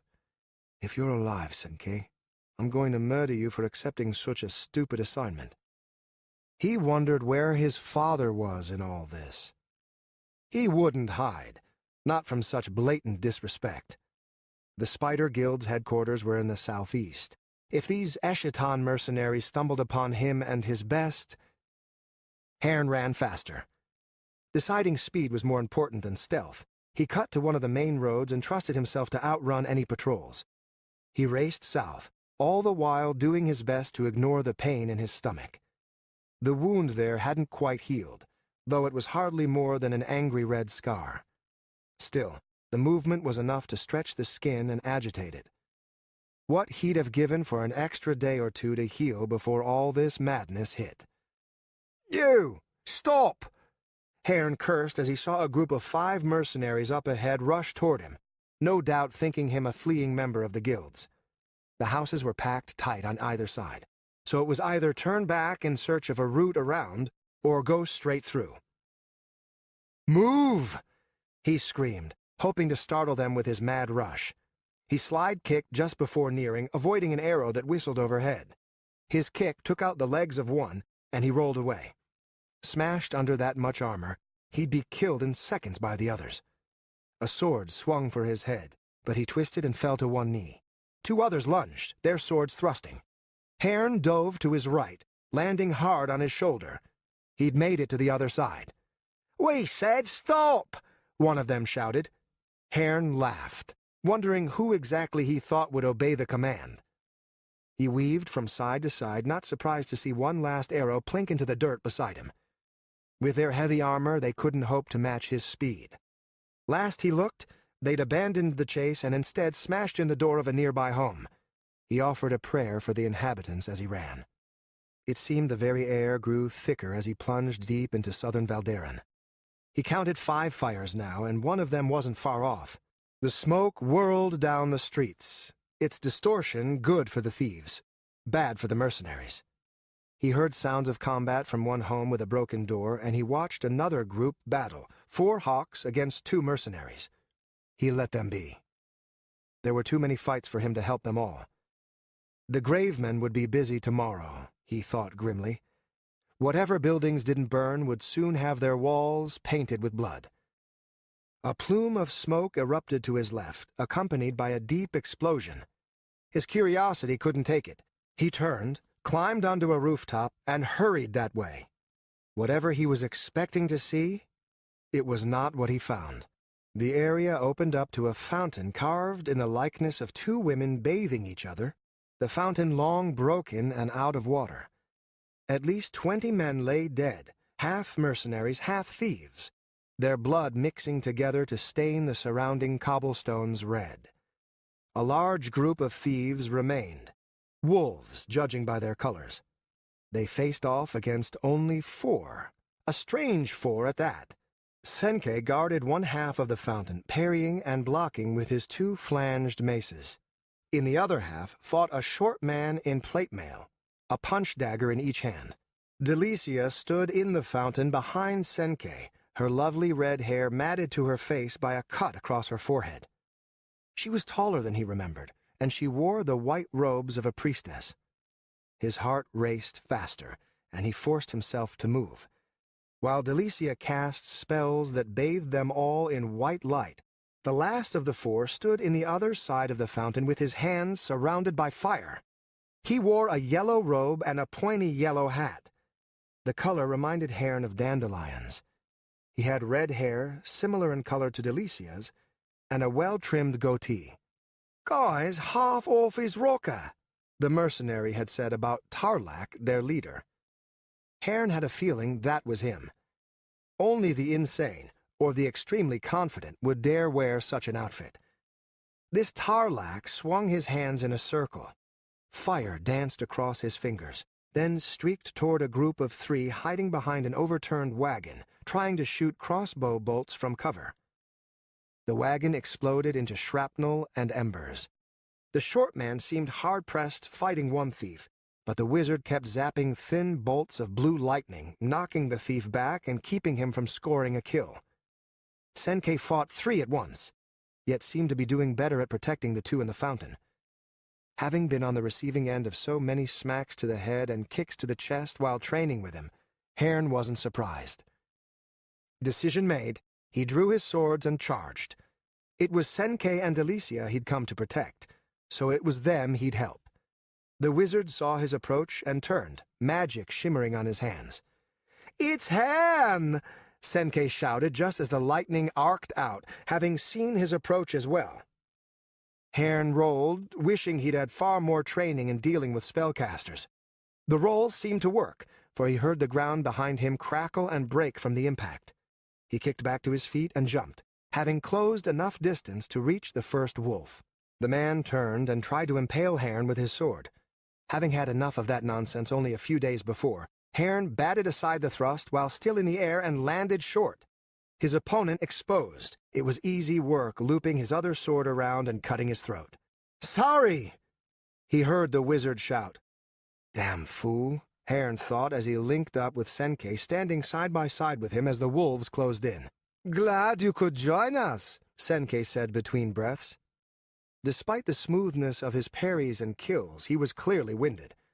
"I shouldn't have to. What the abyss are you doing out here?" "Fight now! Insult me later!" As one, they went on the offensive. It felt like old times, carelessly training in Thren's safe house. But this time it wasn't dummies they fought, nor did they wield wooden swords. This time their opponents bled. Haern struck both high and low, forcing his thief to make desperate parries with his daggers.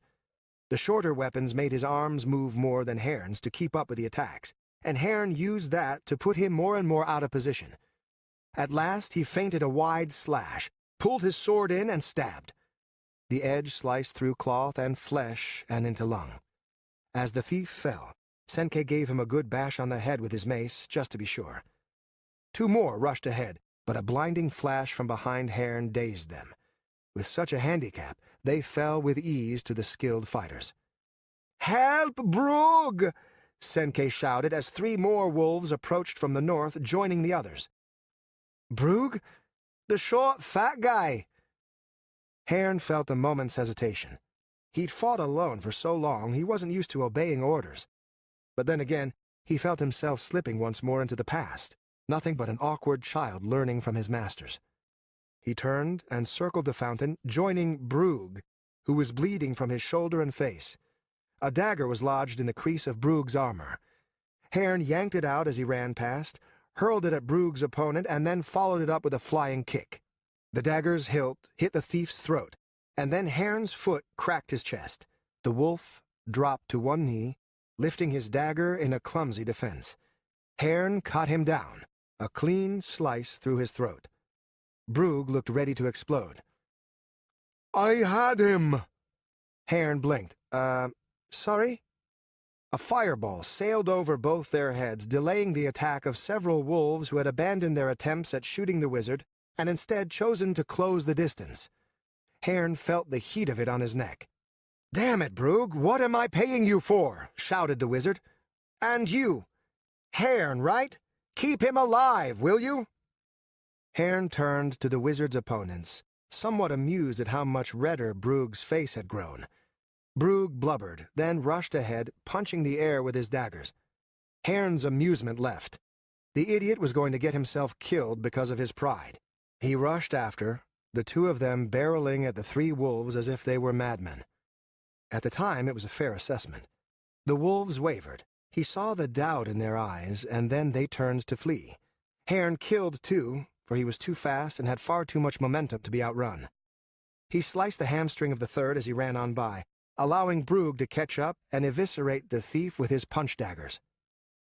Sucking in air, Haern turned back to the fountain. The last of the wolves were either dead or fleeing. Tarlac stepped out of the fountain, helped Delicia follow, and then waved. "That wasn't so bad," he said. Haern shook his head. Off his rocker indeed. Chapter 15.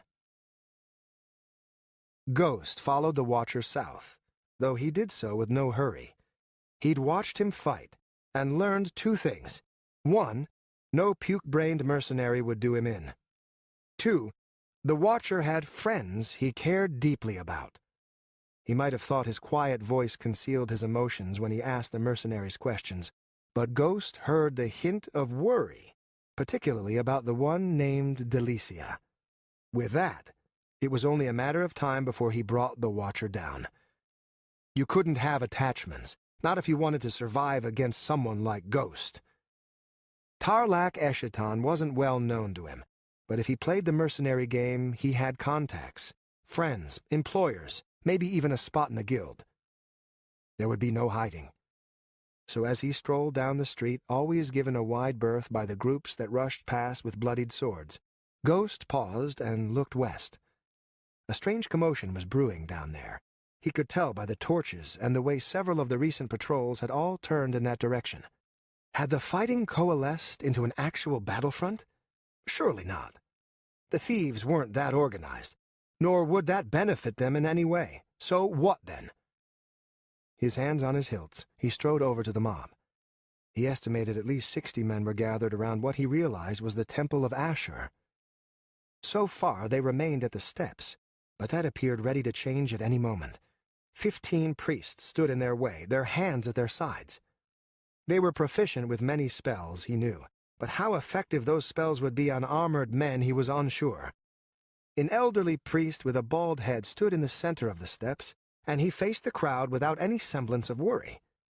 Sweat ran down the sides of his neck, though, and Ghost knew him just as scared as the rest.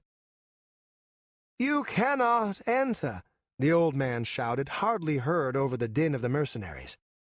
"Let us in," they shouted. "Out of the way, you harbor thieves!" Ghost frowned. He needed a better look. Pillars lined the edges of the lengthy stairs. Hiding behind one, he climbed halfway up the steps, and from there he peered into the temple. Inside was chaos, hundreds of people crammed within for shelter. Given how many homes he'd seen ransacked, it made perfect sense. Where else might be safer? They sat on benches, huddled against walls, and lay in the aisles if need be. Sure enough, he caught sight of a few cloaks in there, but not many. "I will not hand anyone over to be butchered in the streets," the head priest was saying. "Go on your way. Curse our city with your bloodshed if you must, but I will not allow it to happen on my doorstep." Another patrol joined the group, this one numbering 20. They muttered among themselves, wanting to know the reason for the delay. Several more lit up torches. Ghost felt his blood boil. They would set fire to a temple to slake their bloodthirst? 1,000 rogues must remain hiding elsewhere, but they would come here? The head priest lifted a hand over his head. A bright light grew from his palm, and even from the side it was painful for Ghost to look upon. He didn't want to imagine staring into it from the front. This seemed to cause the mercenaries to draw back a little. A captain Ghost had met a couple of times, named Jamie Half-Ear, for obvious reasons, stepped forward. "We don't want nothing bad to happen here," he said, "but we saw plenty run inside before we surrounded the place. No innocents need to be hurt. Just send them out." "Those who came here for succor shall receive it," said the priest. I know, you got to say that," said Jamie. "Please, Kalen, I doubt you want us filthy men running through your fancy place. So how about I just send one or two to point 'em out to your little helpers? Only the guilty get taken out, and just a few. Everyone else stays safe. See what I'm saying? They ain't your flock. They ain't your children. They're damn thieves, and those with more power than you say it's time they die. Kalen shook his head. In time, perhaps, but not tonight. Go on your way, all of you. They're dying tonight, you stupid ass, no matter what you do. I see a lot of stone, but this building's still got plenty that'll burn. You hearing me, Kalen? It'll burn. That was enough for Ghost. Though he couldn't care less about their deity, the temple was a beautiful structure. Stubborn and blind. The whole lot of them.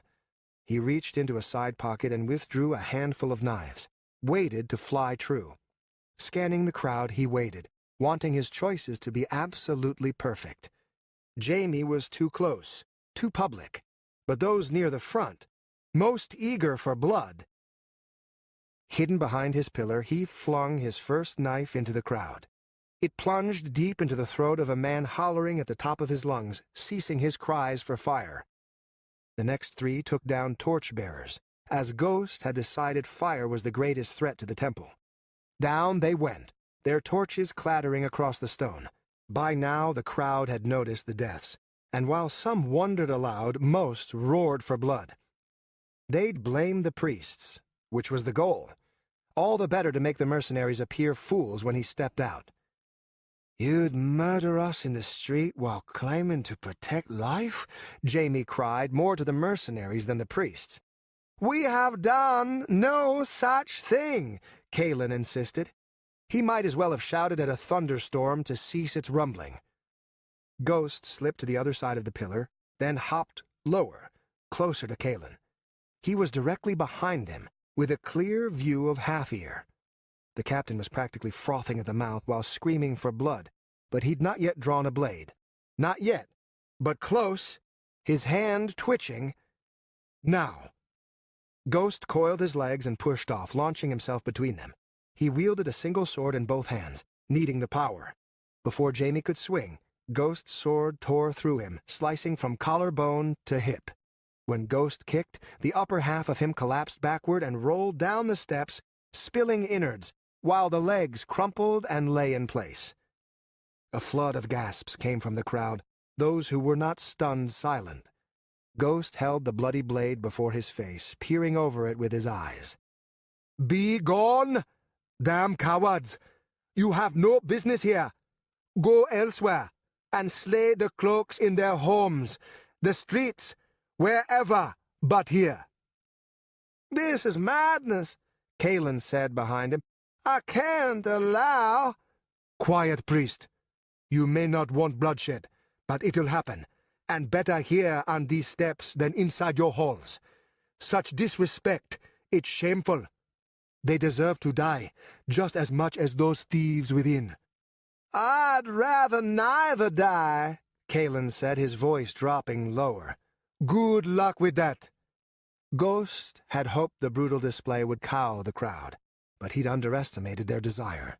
Too many seemed eager for a fight. They'd gone unchallenged, no doubt thought themselves already nearing the end of their task. If they went south, they'd probably think differently. The fires were growing, the smoke blanketing the city. This fight wasn't over, not even close. "Stun as many as you can," he said to the head priest. "Blind them. Knock them back. Leave the killing to me. I'll be better at it than you anyway." He drew his other weapon and lifted both high above his head, as if worshipping a god of the sky. "Draw swords or flee," he shouted to the crowd. It was time to end this stalling. It was time for blood or cowardice. The mercenaries surged forward, not following any spoken command, only a collective realization that they had to attack now or be revealed as bluffers. The priests raised their hands, their palms facing down the steps. Light shone from them, the intensity blinding. Ghost heard the sound of 100 claps of thunder, and it passed over him like a physical force. Those at the front staggered or fell back, forcing the rest behind to pull them out of the way. Ghost took advantage of the confusion, leaping forward to gut one mercenary and cut down another. He backed up the steps, parrying random thrusts that seemed wild, as if his opponents were still struggling to see. "Fall back," he ordered. The priests exchanged a quick look, but then Kalen nodded. "As he says," shouted the head priest. The 15 climbed the steps, prayers still on their lips. Walls of force slammed into the crowd, invisible but their effects not. He watched noses break, heads bruise, and fingers snap in painful directions. More stumbled upon the steps, crushed by those who rushed behind them. Ghost stayed before Kalen, figuring him the most important to protect. He was the strongest, and as long as he stood, the other priests wouldn't break rank and flee. "We must hide inside," Kalen said. "We can't hold them back." Ghost lunged from left to right, taking out those who pushed through the spells ahead of the pack. They fell, disadvantaged by their lower ground and disoriented beyond measure. If not for the sheer numbers, Ghost feared he might have gotten bored. "We go inside, and they'll burn us out," he insisted. "Stand and fight, old man! Stand and fight!" He kicked another body down the steps. They were gathering before the door, nearly out of space to retreat. Kalen nodded, accepting Ghost's decision. "So be it," he said, standing beside Ghost and lifting his arms. "Forgive me, Asher, but I need your retribution this night." He lowered his hands. A sound of thunder rolled, and then the steps to the temple trembled and broke. Dust rippled outward in concentric circles, giving visibility to the shockwave. There had been about 20 men pressing upward, and they collapsed, crying out in pain. The number of broken limbs Ghost witnessed was staggering. It was like Asher had stepped down and crushed them with his heel. Kalen trembled, then stepped back and accepted the support of 2 more priests. The rest of the mercenaries, not willing to even think of climbing those corpse-strewn steps, turned and fled. Ghost leaped among them, killing a few more for good measure. Coated with gore, he returned to the temple, where he heard songs and lamentations coming from within.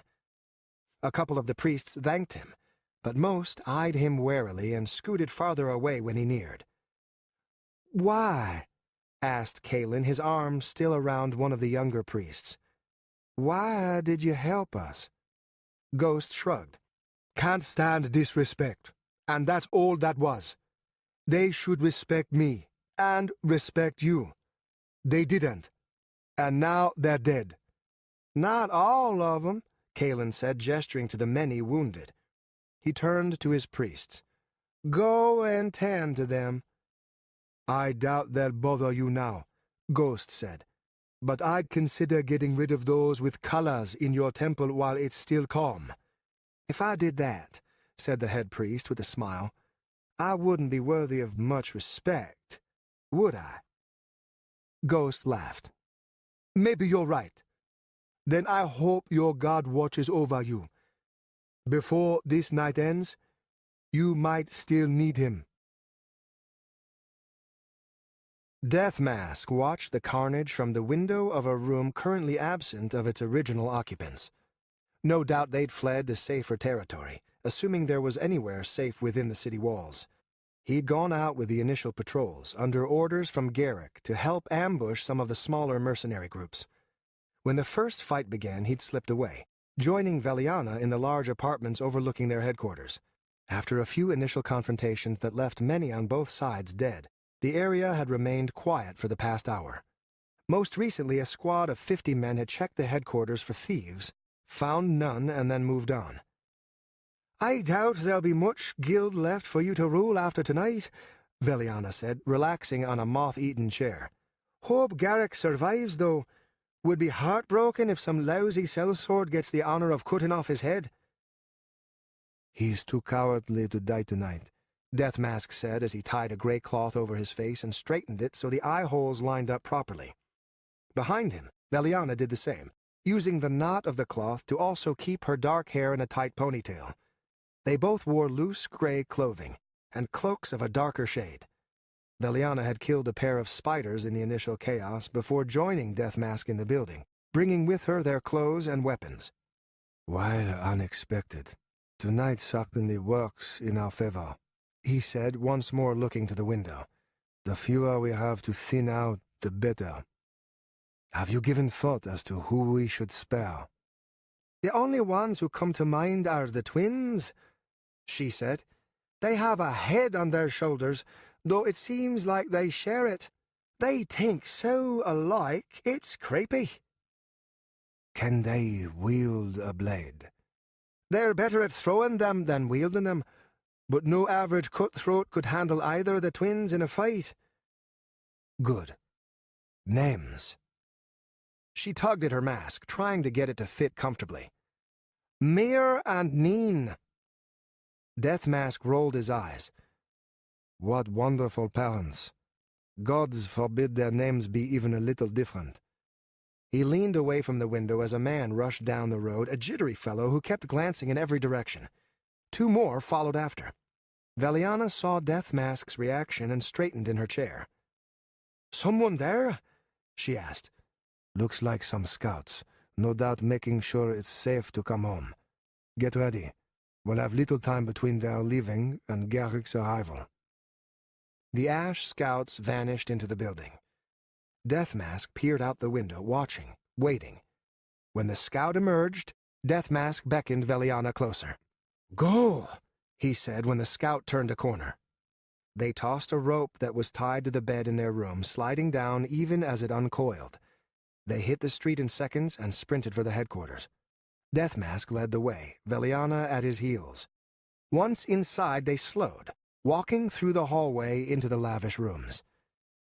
"Pick your spot," he said, his eyes darting about. "Keep close to the doors, for when we make our escape." "I'm no stranger to this sort of thing," Veliana said, glaring at him through her mask. "Keep your hood raised.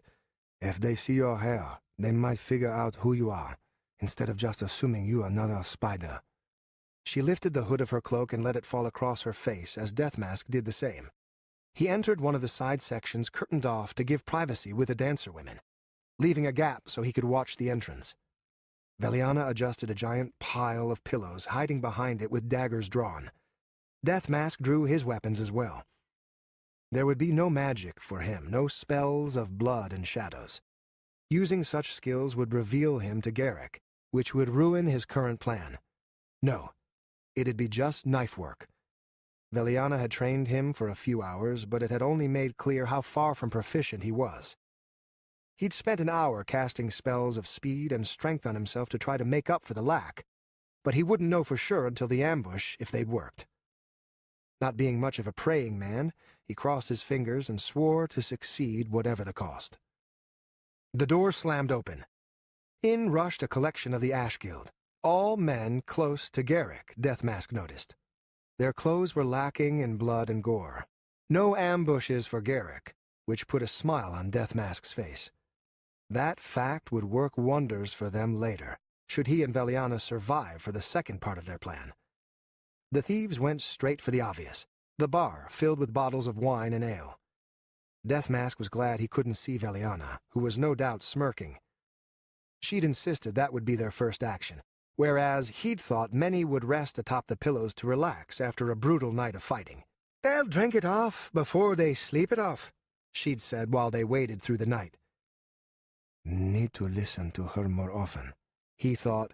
She thinks more like a man than I. What I get for growing up among wizards, I guess. They both waited, Death Mask watching until he was sure. And there he was, standing amid his men, holding his glass the highest as they toasted a night of survival. "To standing atop the dead," he heard Garrick say. "Toasting your own cowardice? And to think I thought I was a bastard." He pushed aside the curtain and charged, his dagger drawn and ready. As he pushed himself to the limit, he felt his feet move faster, the world almost imperceptibly slower. He buried his dagger in the back of the nearest thief, whose glass fell from his hand. Before it hit the ground, two daggers flew across the room, thudding into the back of another. Veliana scattered pillows as she lunged, much of her face thankfully hidden by her hood. She kicked the closest thief, the one she'd hit with her daggers. yanking out the blades as her foot slammed him into the others. Wine splashed to the floor as the rest dropped their drinks and drew their blades, crying out warnings of trap and ambush. Garrick was in their center, and he fell back instead of drawing his dagger. Deathmask knew Garrick was Veliana's target, not his, but he had to clear a path for her. Sidestepping a thrust, he jammed his dagger into the chest of another, using the body to protect himself from several more. The Ash members were starting to spread out, the better to take advantage of their numbers. That thinned the wall toward Garrick, and Veliana wielded her daggers like a demoness, twisting and curling to avoid every thrust. Blood soon joined the wine that stained the floor. Deathmask felt pride in seeing her work. No one who survived could possibly doubt that the best of the Spider Guild had come to take the life of a rival. Well, those who watched her anyway. He, on the other hand, struggled to stay alive. His dagger flailed from side to side, sometimes faster than he expected thanks to the earlier enchantments. The impulse to cast a spell to blind his opponent filled him, and only at the last second did he refrain. The ruse was more important. He would gain nothing by giving himself away. The Ash needed to be his guild to rule. He couldn't do that if revealed in the clothing of a rival guild. His arms trembled as he felt steel cut into them. He fought 3 men at once, and they grinned at the sight of blood. He was outmatched, and now they knew it. "Finish it!" he cried to Veliana, hurrying to the door. Veliana was in the middle of disemboweling another man, and at his cry she shoved the man aside. The path between her and Garrick was clear. Instead of charging, she lifted a dagger and threw. Its aim was true. The point pierced his shoulder and lodged deep, burying itself up to the hilt. Garrick howled as his blood ran. That was enough. Deathmask rushed for the exit, feeling like his legs didn't belong to him. Veliana hesitated for just a moment, and he saw her other dagger trembling in her hand. Trusting her to do the smart thing, he burst through the door and into the night. She appeared a moment later, looking none too pleased. "Come on," he said. He took a zigzag course through the city, on a path he had memorized. They arrived at an inn with rooms they'd paid for several hours before. Deathmask climbed in through a window, which had no glass, only thick wood shutters that he had left unlocked. He was already changing back into his Ash Guild outfit when Veliana climbed inside. "Did you kill him?" he asked. "I wanted to." "That and no." She yanked the mask off her face and flung back her hood. "What do you think?" He grinned. Knowing his skill was nowhere near hers, he'd left the delicate task of harming but not killing Garrick up to Veliana. Up until the throw itself, he hadn't been sure if she would make it lethal or not. "You did marvelously," he said, tossing the spider cloak to the bed and pulling off his tunic. "And now I can trust you all the more. If I were in your position, I might have accidentally hit Garrick's throat." "That would have left me homeless and guildless," she said, grabbing her old Ash outfit from the bed. She reached for the door. "Where are you going?" he asked. "To change." The door shut behind her. Deathmask sighed. No fun at all. She returned moments later, dressed in the colors of the Ash and looking to be in an even fouler mood. "They're still stained with my blood," she said, referring to the red patch on her chest. "I'll try to get you something newer when I can," he said. "Didn't want to attract any attention. They might wonder why I was requesting an outfit for someone half my weight." "You're a thief now, remember? Steal it." Deathmask shrugged. "Ready." She pushed him aside and climbed out the window. "This better work," she muttered. "Otherwise we're in for a lengthy death." "I'm in for one, perhaps. But you've already had your public execution, remember?" She slammed the shutters in his face. Chapter 16.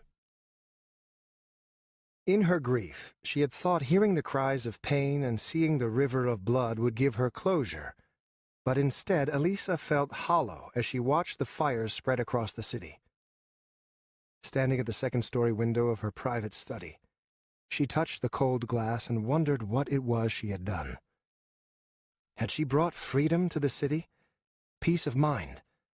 Or would every death just result in more death, every killed thief replaced by two more filled with thoughts of revenge? Bertram had told her the monetary cost of her single night, and it was staggering. She knew there'd be no peace. Not this night. But perhaps this was just like cauterizing a wound. There would be heat, pain, but then the bleeding would stop and healing could commence. Someone knocked on the door, and she had a feeling who. Her help would be asleep, or perhaps lying awake in their rooms wondering about the safety of their friends and family beyond her mansion's walls. That left very few who would dare come to her room at night while the rest of the city was in chaos. "Come in, Arthur," she said, surprised by how tired she sounded. She rubbed her face with her hand, discovering tears. Had she really reached such a low, crying without realizing it, while she wasted the night away staring out a window? The door opened, then softly shut. Moments later, she felt Arthur's hands on her shoulders. When he started massaging, she leaned back, pressing her head against his neck. "People are too scared to form bucket lines," he said. "The fires will only spread." She sighed. She should have known, of course. Probably had, even, but she'd let her hatred blind her. Let the whole city burn, she'd thought plenty of times, so long as it burns the rats with it. But this was her war now, and that meant dealing with all its ills, all its blame. "Send someone to the castle. Tell the king I request the aid of his soldiers in putting out the fires.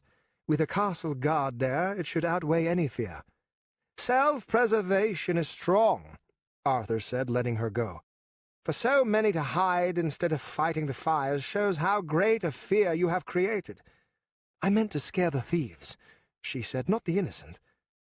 But are there any innocent anymore?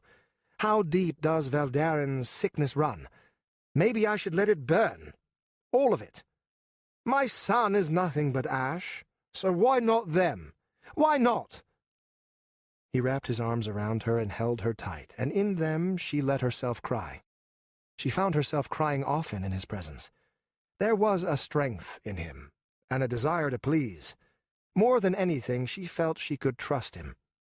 He'd been there for her when she needed him most. "Was this wrong?" she asked. "Have I truly erred so badly?" His response was long delayed, to the point that she thought he might not answer. "You have done what you thought was right, and what was best for the Gemcroft family.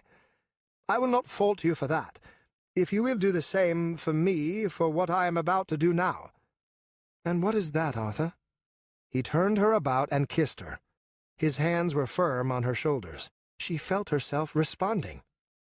She was so exhausted, so drained.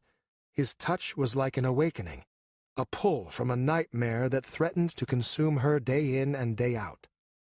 "The messenger to the castle," she breathed while her mind remained able to think. Arthur leaned close, his hot breath against her ear. "Let the fires burn a little longer.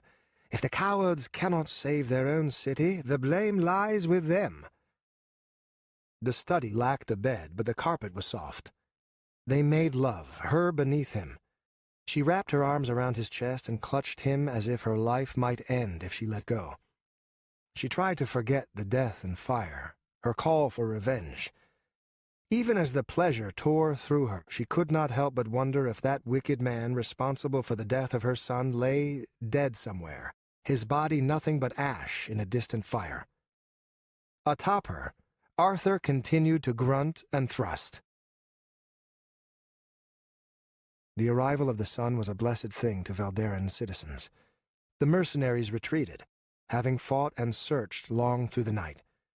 Those with cloaks and colors buried themselves inside whatever safe houses they had to recuperate and plan. Those who sided with neither filled the streets, forming bucket lines from the wells and digging ditches to combat the fires.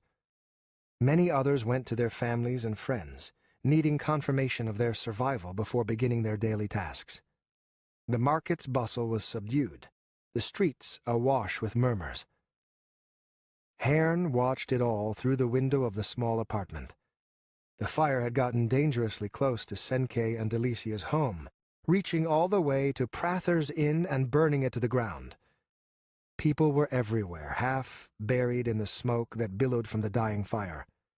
The king's soldiers hurried about, but their presence in the streets did nothing to ease people's minds. "Too little, too late," Haern whispered. He scratched at his face, which itched worse than it had in ages.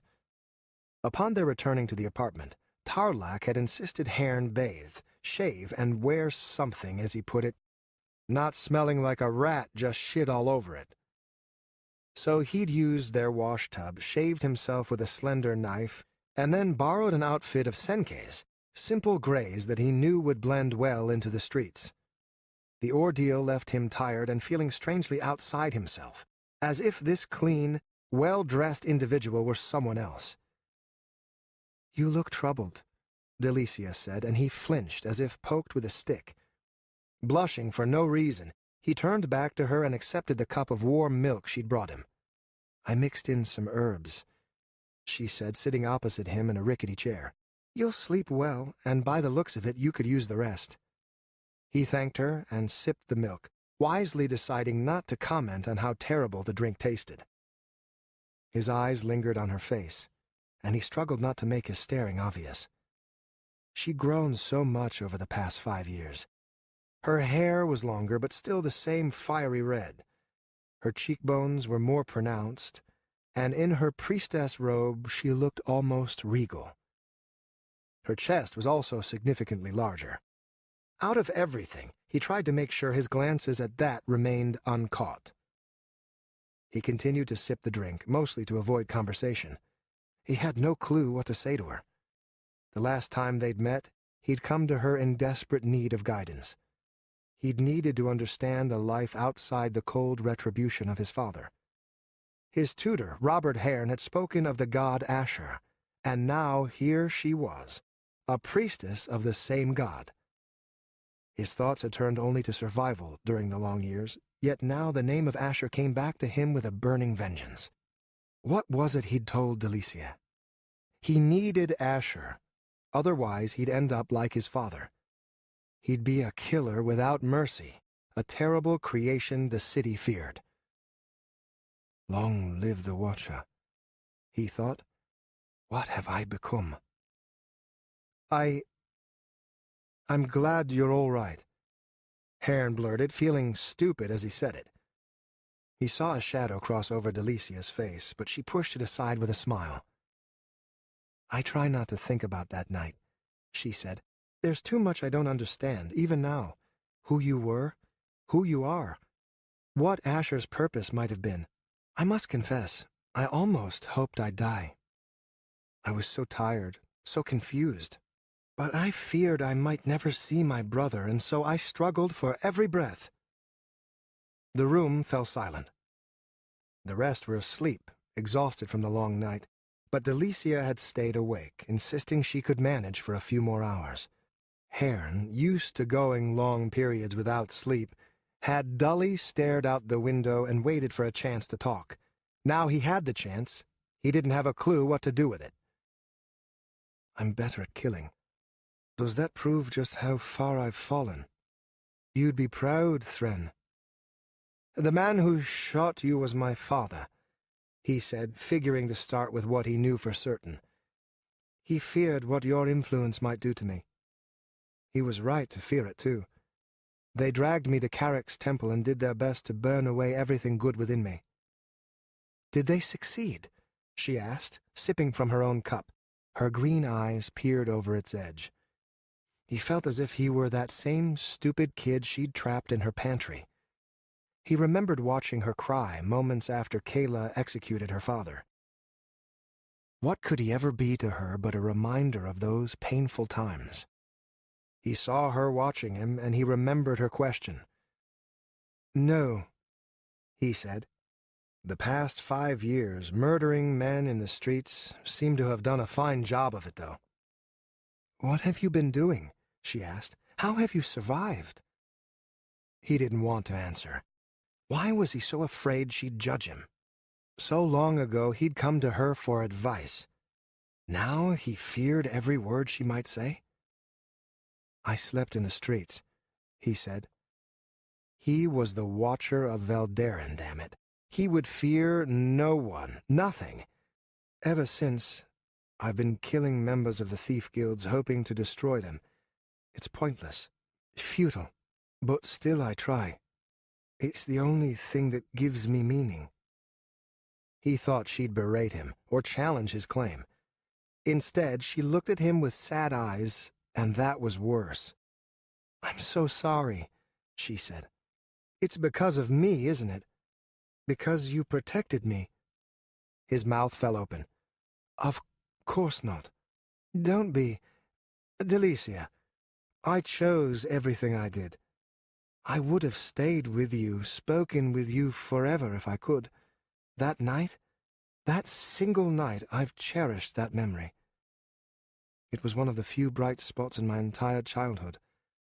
But then my father darkened it with blood.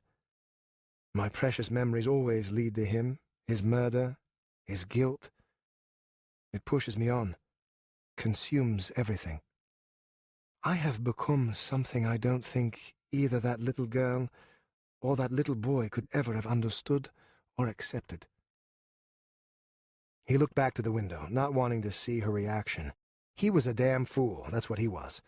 Hoping she'd leave him be, he refused to react when she stood from her chair, set her cup down, and came closer.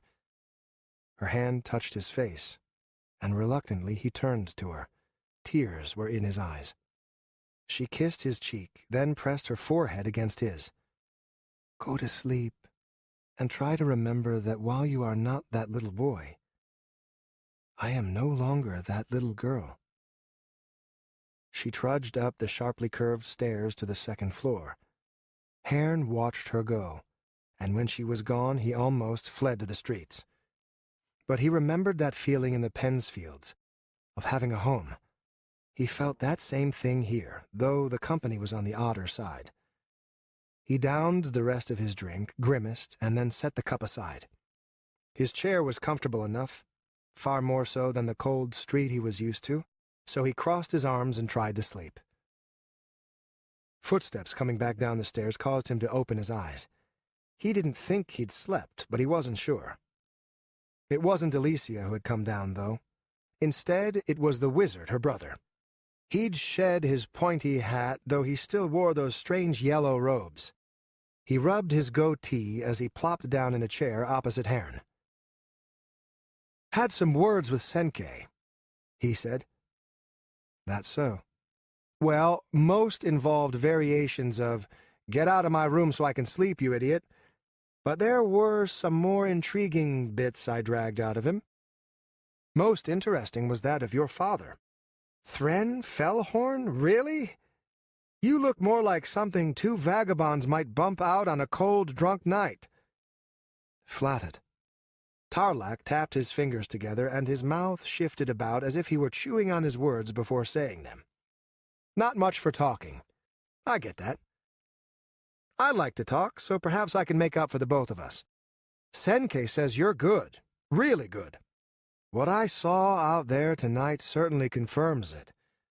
Can't expect much less from Thren's son, of course. You've established quite a reputation, too.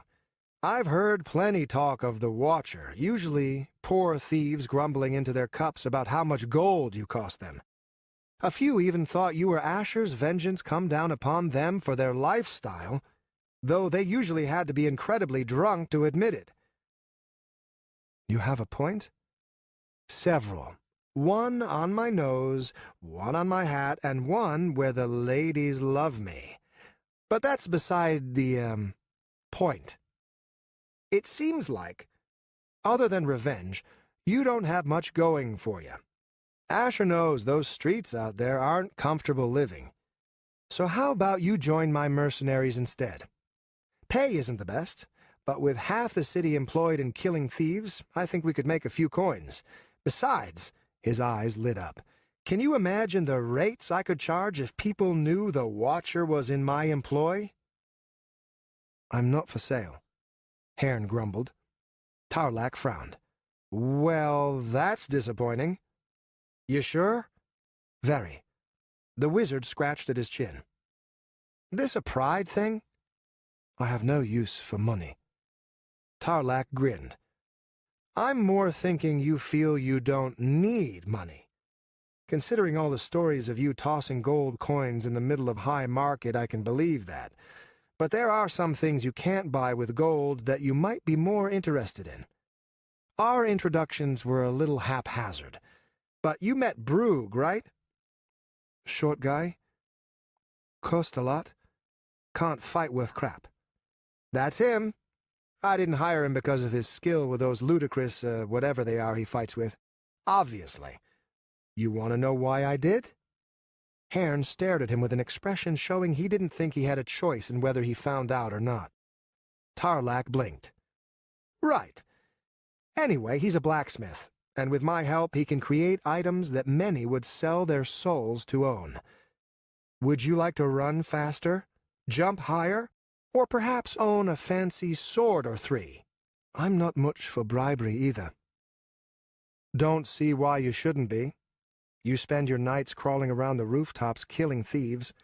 Might as well get paid for it, or at least better tools to do it with. Haern turned his chair so his back was to Tarlac, and he stared out the window. Very well, Tarlac stood. I'll leave you be. Take a nap, or vanish in the afternoon. You aren't held prisoner here. Think about my offer, though. We may not be much now, but I think we've got potential. Haern snorted. Whether Tarlac heard or not, he didn't react, only went up the stairs. Staring at the men and women still fighting the fire, Haern wondered what in the world had gotten a hold of him. That wizard was no better than anyone else, not even his father. He killed for money, except he used fire and words instead of a blade. What could possibly have possessed Senkei to join them? He closed his eyes and felt the light of the sun warm his face.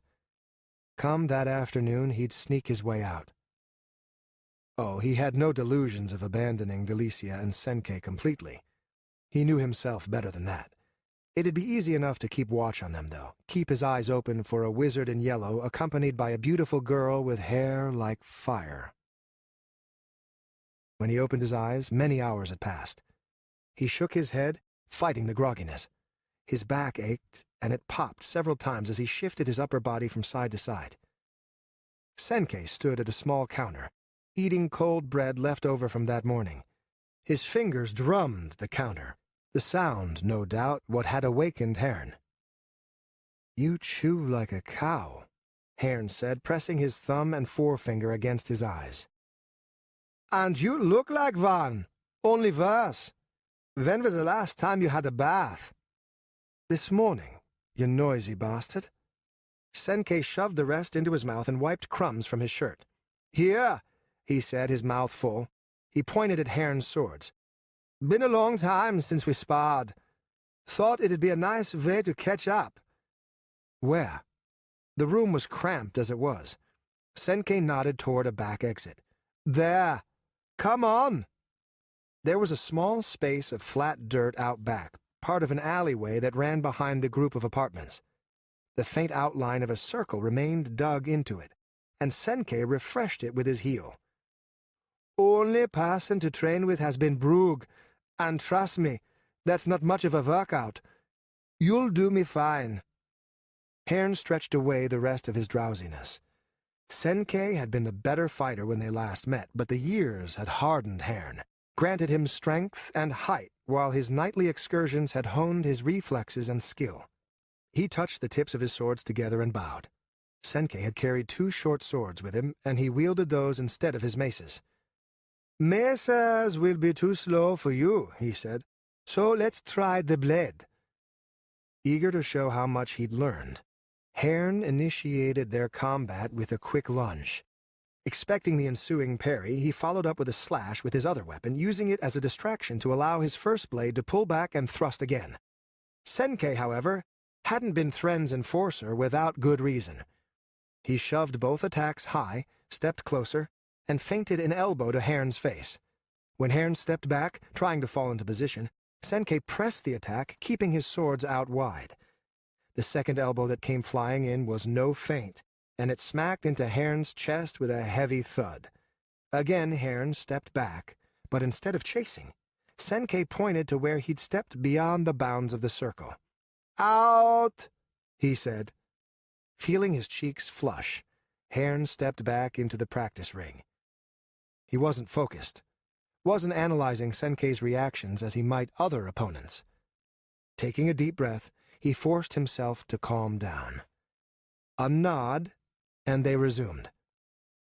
This time he remained patient, and he swallowed down his pride to acknowledge Senkei was just as fast as he. Most opponents he could overwhelm with simple brute speed, the massive gaps in their skill overriding any of his carelessness. Not now. Senkei stepped closer, swinging both his blades in a downward arc. Haern parried them aside, then looped both swords around as he advanced. Senkei blocked the barrage, then planted his back foot to halt his steady retreat to the circle's edge. Seeing this, Haern pressed the attack, relying on his opponent's lack of mobility. But the planted foot had been a kind of a feint, for when Haern swung with all his might, ready for the clash of steel and challenge of strength, instead Senkei twirled out of the way. Overextended, Haern could do nothing but accept the stings of Senkei's short sword slapping against his arm. "Come on now," Senkei said, pausing to catch his breath. "I expected far better than that. King's sake, I saw you handle yourself better last night against those thieves." Again he felt his neck flush. Was he holding back? He didn't mean to. "Treat me like any other opponent," Senkei said, clanging his swords together. "Fuck! Treat me like your father. Everything, Haern. Show me everything you got." Everything, he thought. Everything. It seemed like a red light bathed over him, flashing from a ring on Senkei's finger. He forgot they only sparred, forgot they fought in a dirt circle instead of a real battlefield. He forgot his opponent's name was Senkei, and imagined instead the glaring figure of Thren Fellhorn, furious, deadly, a bow in his hands and Delicia dying at his feet. His father grinned, as if the corpse there didn't matter. "Hello, son," said Thren. He gave that image everything. His swords wove in tight circles as he slipped from stance to stance, always shifting, always attacking. The sound of steel on steel became a song in his ears. Their blades looped and twisted, parrying away sure strikes and blocking cuts that should have hit before either could counter. Thren's grin faded. He was just a cold image that watched Haern without any sign of exertion or worry. Haern found himself wondering where he was, what was going on. Around him the alley had become an old safe house they'd lived in for a year, the hardwood floor polished and prepared for practice. "You've learned nothing!" Thren shouted, bearing down on him with his short swords. Haern's arms ached with each block, and that ache slowed his response when one of the attacks slipped to the side, curling back for a thrust. Haern twirled, his sword parrying moments too late. His chest burned, and blood ran down. As he grunted in pain, Thren rammed his heel into his stomach, knocking him back. "What are you to me now? What could you hope for? Come at me, son. Kill me. Your skill is nothing. Nothing!" Haern felt his mind change, becoming something whole, focused, and dangerous. The entire world ceased to exist, and even time struggled to keep him under its rule. He let out a cry and charged. This time his father's attacks were no longer so frightening. Despite Thren's feints, his parries, Haern saw through them all and refused to be controlled by them. Faster and faster he whirled, his body lost in a dance. Their blades intertwined, their motions in constant reaction to each other's. He managed a snap kick into Thren's face, dropped to the ground, and then swept his feet out from under him. As he fell, Haern lunged, one sword shoving his father's defenses out of the way, the other stabbing for his throat. Instead of piercing flesh, he stabbed dirt. Thren scattered as if his body were made of dust, and then Haern was back in the alley. The wound on his chest vanished, his pain along with it. Senkei leaned against the complex, his arms crossed. Haern felt naked before him, his heart exposed and bleeding. "Your hatred for him is so great," Senkei said softly. "It's all that keeps you alive, isn't it? You can't live like that, Haern. You have every reason to escape his shadow, yet you still let it lord over you. What have you become? How many have you murdered in his name?" "They were all guilty," Haern shouted. "Thieves and murderers." "Were they always? I just saw what lurked behind your eyes, Haern. More frightening than anything your father might have done to me." Haern thought of all the men and women he'd hunted in the night. They'd worn guild colors, yes, but how many had also been innkeepers, farmers, smiths, and butchers? How many had he killed for doing business with them, smuggling and trading and selling? Night after night, he felt the waves of his dead. For Asher's sake, he'd written his name with their blood. "It's not hopeless," Senkei continued. "I thought I'd lost you. But now, finding you, I wonder what is left of that small boy who loved to read, the one who asked me about jewelry for a girl he liked. I'd always hoped that if you'd survived, you'd have gone and experienced everything Thren denied you. Now I see you denying yourself, love, faith, friendship, and you do so out of revenge?" Senkei walked over and sat down beside him, putting a hand on his shoulder. "Sorry about the illusion," he added. "Just a trick of this ring Tarlak gave me. I had to see. I had to know who you are, how good you can be." "Now you do," Haern said, feeling his insides tighten and twist behind his ribs. "Is it truly so bad?" Senkei squeezed, then smacked his back. "Doesn't matter," he said with a wink. "I'm still here for you, as is that pretty redhead Tarlak has for a sister. He's a good man, Tarlak. A bit strange, but he's a wizard, so that's to be expected. I've told them of my past, and they swore it didn't matter who I was then, but who I am now. Please, stay with us. Put this life behind you. If you're to have a legacy, it shouldn't be this. You've become the feared reaper of the guilds. Should Thren ever find out you still live, I cannot help but wonder if he'd be furious? Or proud?" He stood and moved for the door. "Go back to your streets," he said. "Think on everything I've said. There's so much good in you. I can still see it. It's never too late to change who you are, so long as you're willing to bear the consequences. You've carried heavy burdens your whole life, Haern. Maybe it's time you let some of them go." Not waiting to see if he stayed or not, Senkei stepped into the room and closed the door behind him. As it locked, Haern felt thrust back into the world he'd called his home for the past 5 years. But now the streets seemed foreign, their alleyways and rooftops offering no safety. His skin was clean, his clothes fresh, his face shaven. For once he didn't feel like he belonged, but onward he ran all the same. Chapter 17. "Do you think he's telling the truth?" Matthew asked his wife as they cuddled in bed for the night. "I don't see any reason for him to lie." "I can think of plenty. He's hurt, sick, and in a stranger's home.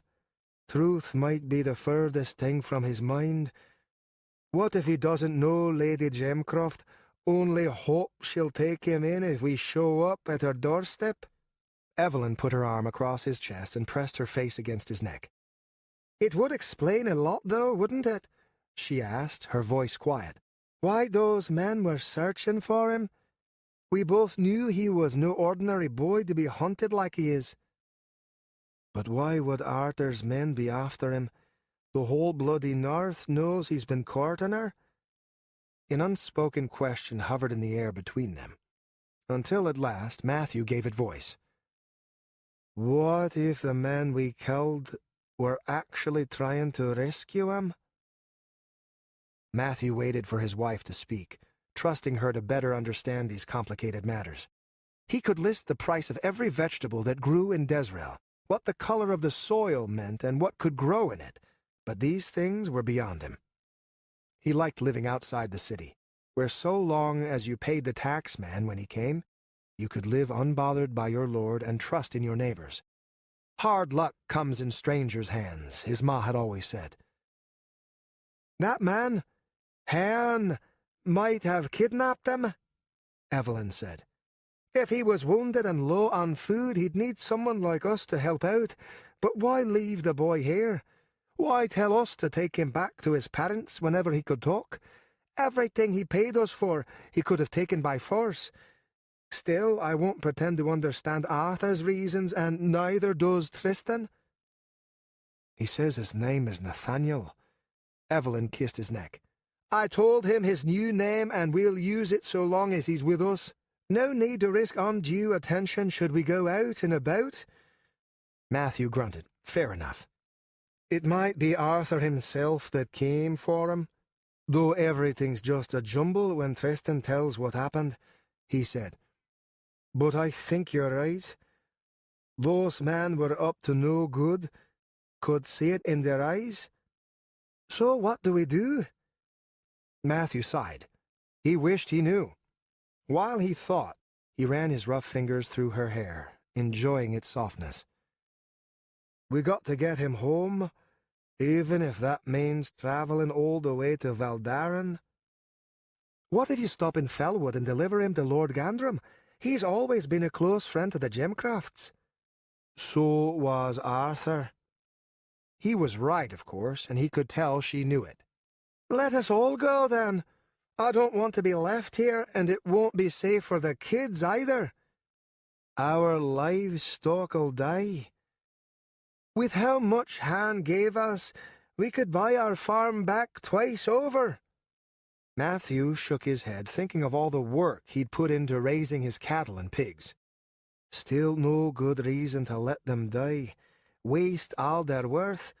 Besides, me going to the city might be strange, but it ain't unheard of. All of us packing up to go? If there's more soldiers looking, and you know there are, then they'll hear about it in a heartbeat. I'll go alone, just me and the boy. He's light enough. We can ride together, make good time. We have no horses. I'll buy one from the otters in the morning. Evelyn pulled her arms tight across her chest as if she were cold. She recognized that tone in his voice. He'd made up his mind, and it'd take tears and a hysterical fit from her to change it. She didn't have it in her. They had to do something before more soldiers showed up looking for Tristan. Trevor's old enough to look after most things, Matthew continued, as if trying to reassure her. And with the cold already breaking, we'll easily last until spring, and what would we have? I'll leave you half the coin, too, in case something happens. You can afford salt or meat if need be. I know I can do it, she snapped. Don't mean I want to or will enjoy it. I'm scared, Matt. Scared witless. What if men come looking while you're gone? He kissed her forehead. I trust you, he said, and I'll pray you stay safe. I don't know what else to do, Evelyn. I just don't know.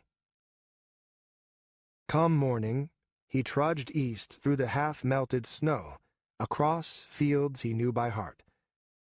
The Otters were a large clan and wealthier than most of the local farm folk.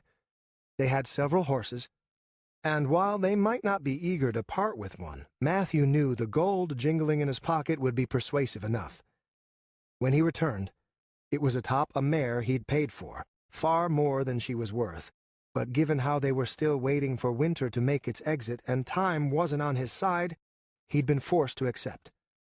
He'd refused to be overcharged on the saddle, though.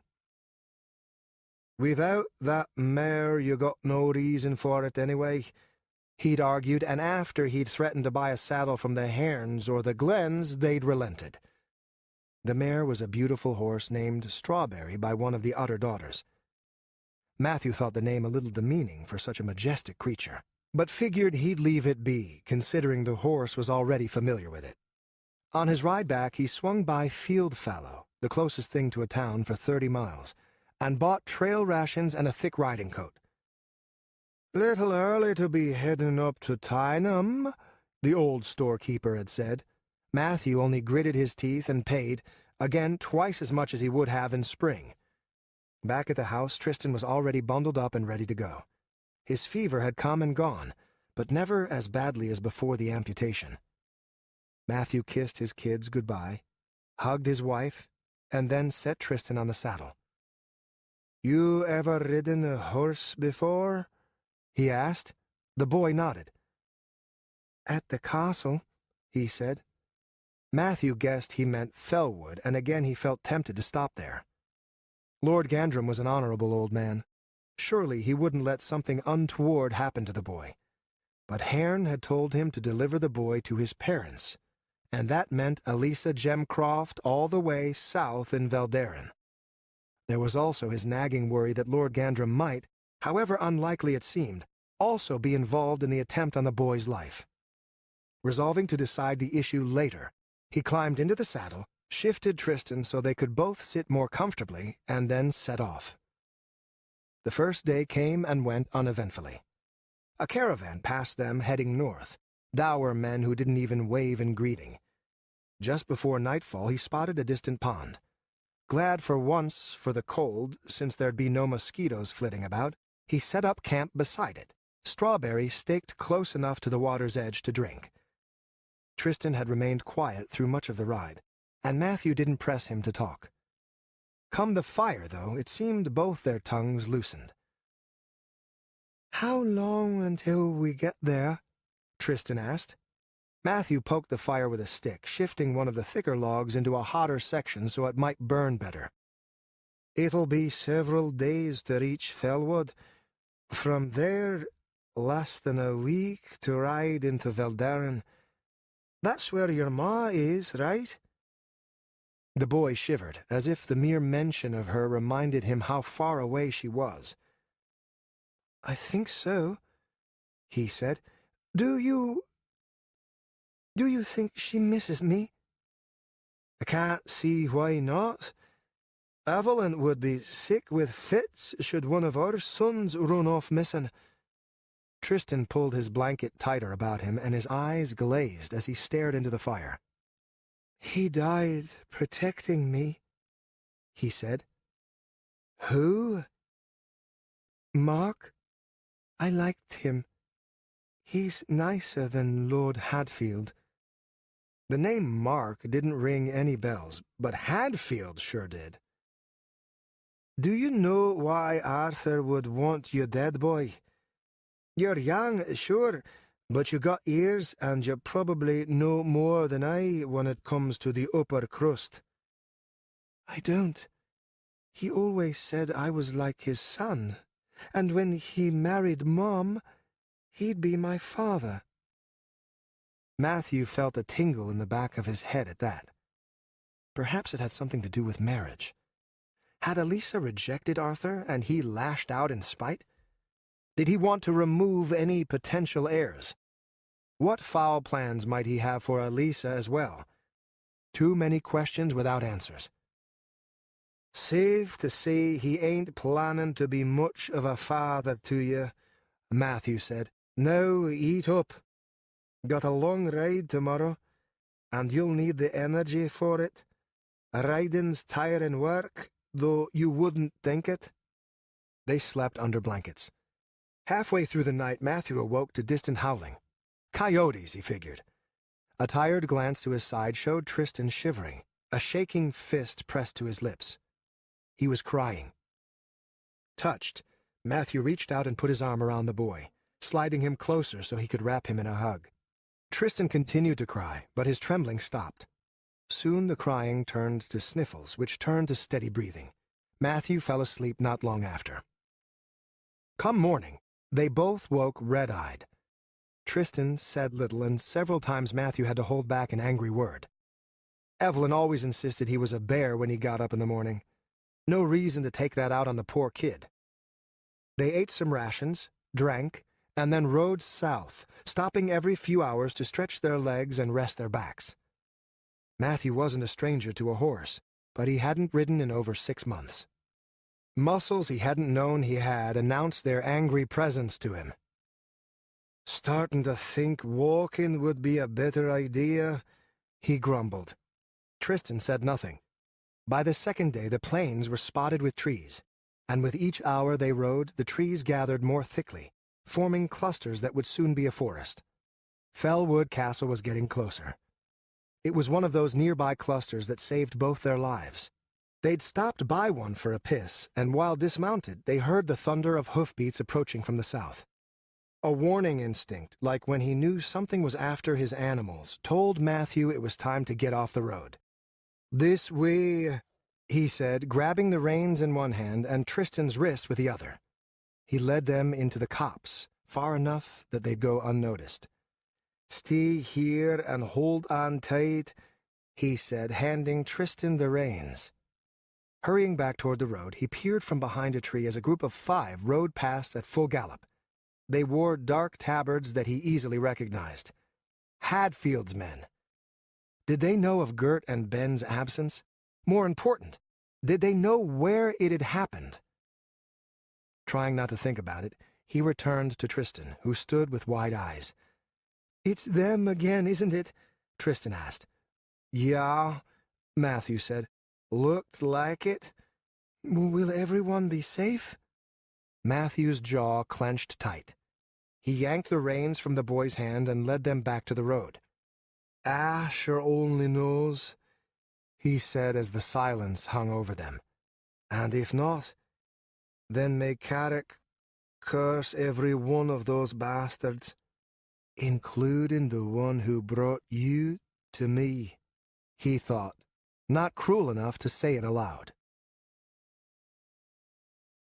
Oric sped his men across the road between Fellwood and Tyneham, the lightest touch of panic brushing his neck. It wanted to dig in, sink its claws deep, but he refused to let it. He hadn't failed his master yet, and so far he had no reason to think he would. Not a soul had seen or heard anything of Nathaniel. It seemed likely he'd frozen to death, that strange watcher there for the gold and nothing else. The lack of information suggested the boy was a corpse in the melting snow somewhere, his body devoured by coyotes or vultures, except for one troublesome detail. They'd found Gert's horse unbridled, the soldier nowhere to be found. That meant he was dead somewhere, killed while searching for Nathaniel. So far Oric had no evidence, but he assumed the same had happened to Ben. For 2 of his men, armed and armored, to mysteriously vanish. They'd found Nathaniel and then paid the price. That's what Oric's gut said, and he trusted it over everything else in the miserable world. He needed to discover where they'd found the boy, and quick. If he'd even made it to Fellwood, there'd be disaster. Lord Gandrum certainly knew of Elisa's loss, and Oric had personally brought the body to be buried. All sorts of questions would need to be answered should Nathaniel appear alive and well, and none of the answers would endear Oric to anyone. It was either find the boy or hang from a noose.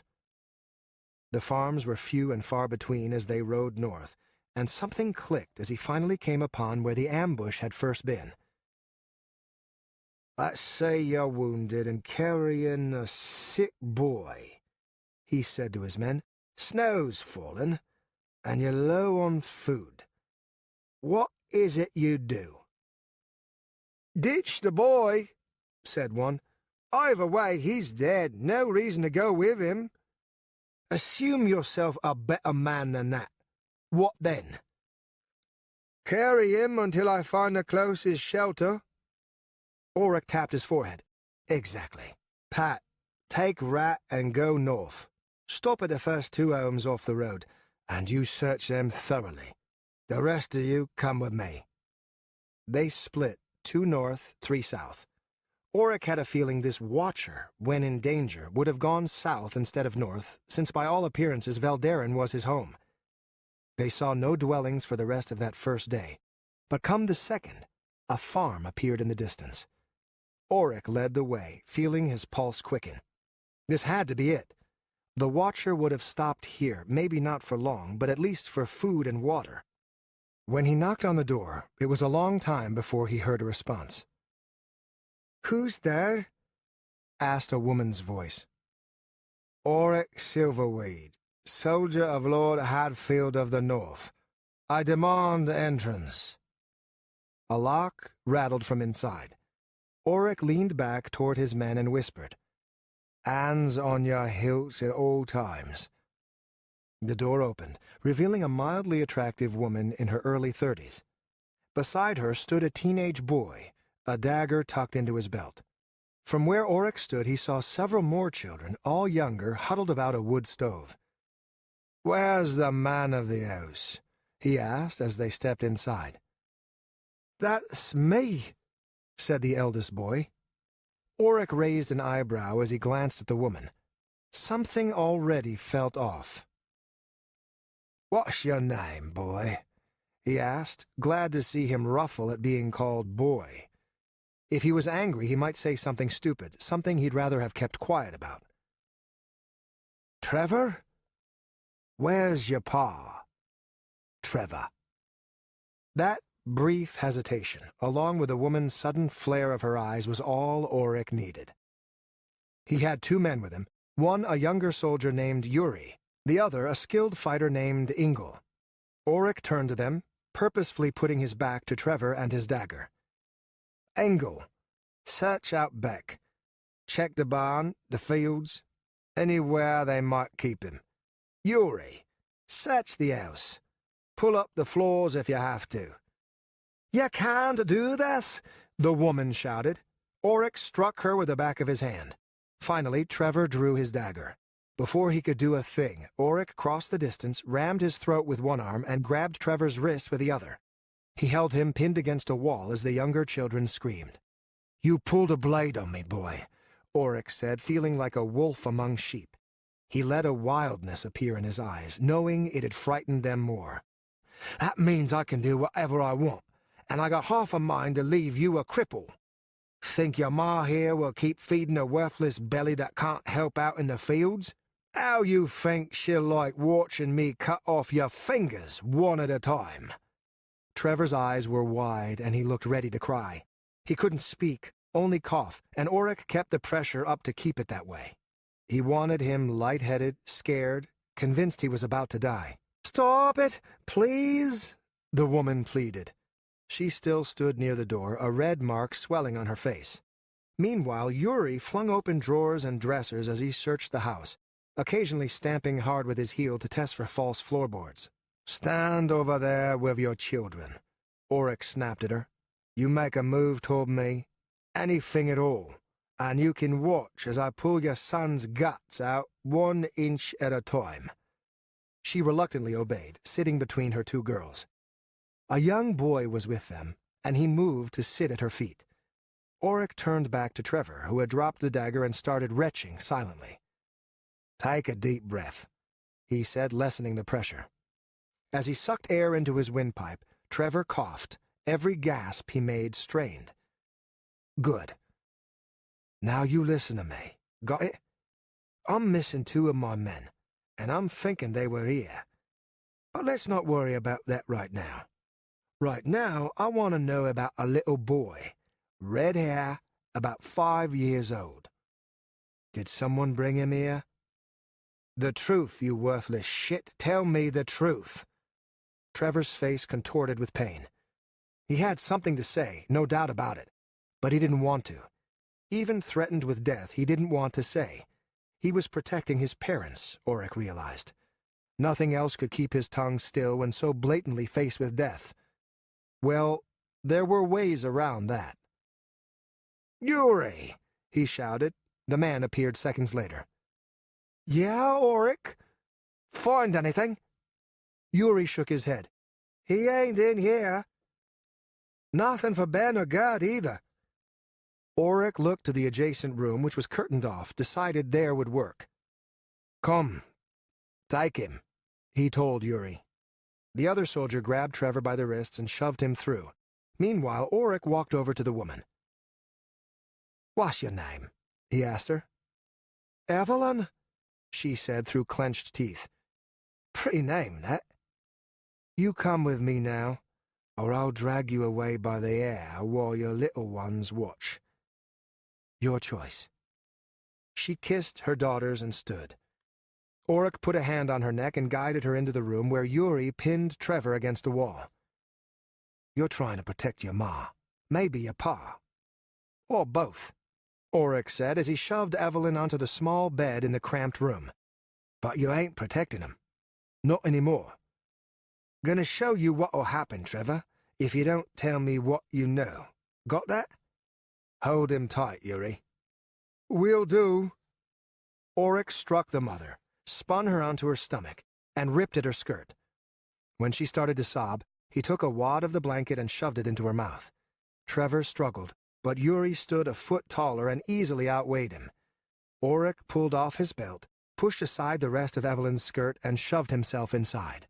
She screamed into the gag, tears streaming down her face. Auric beat her when her screams got too loud, or when Trevor's struggles lessened. He needed the horror to continue. He wanted that fucking brat scarred. When he finished, Auric pulled back and refastened his belt. Evelyn pulled at her skirt, trying to hide her nakedness, but Auric yanked at it, denying her even that. "Let him go," he said to Yuri. Trevor flung himself at Auric, who had expected the reaction. He ignored a single punch, caught Trevor by the throat, and flung him back against the wall. "You want to know what will happen next?" he asked as Trevor clutched his wrist. "I'm thinking Yuri wants a turn, but I'm not letting him. Know why? Because you're going next unless you tell me everything that happened here." He laughed. "How's that sound? Ever wanted to needle your ma, Trevor? Here's your chance. No one'll blame you. You were just being a man, right? Protecting your family. How about one of your sisters out there? Think they could use a good poke? Maybe I'll make you do all three, just one after another, until—" "Just stop!" he screamed with what little breath he had. I'll tell everything, please. Just stop." Auric let go of Trevor, who collapsed at his feet. The boy huddled there, trying to stop his crying. A grin on his face, Auric knelt so he and Trevor could stare eye to eye. "You tell me every goddamn detail you know, or next time I might not be so nice." Auric listened as Trevor told of Haern's arrival with a boy he knew only as Tristan. He listened as he detailed Tristan's amputation. Then came Ben and Gert's arrival, and Auric felt his blood boil as he heard of how their father had killed them. Both of them, Trevor insisted. He seemed determined to make that clear. Last came their father's departure for Valderan only a few days prior, mounted and following the main road. "Good boy," Auric said, slapping him across the face when he was finished. "Mind if I have a go?" Yuri said, nodding to where Evelyn remained upon the bed, her face wet with tears. Auric shrugged.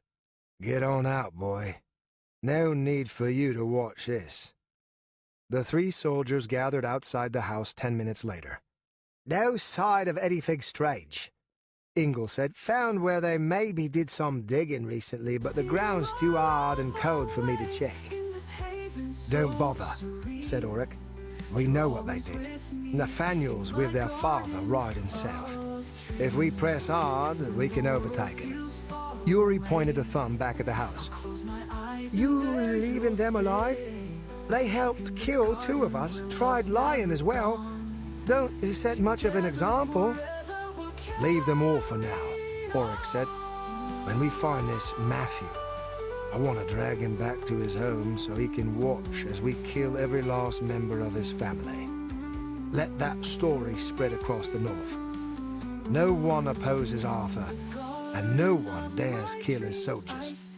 Now ride, no matter what." They can't get to Fellwood before we do.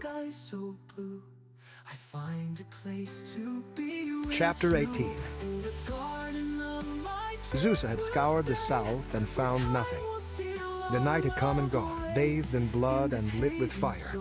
Yet she had seen nothing of this elusive watcher. Too much chaos, too much death.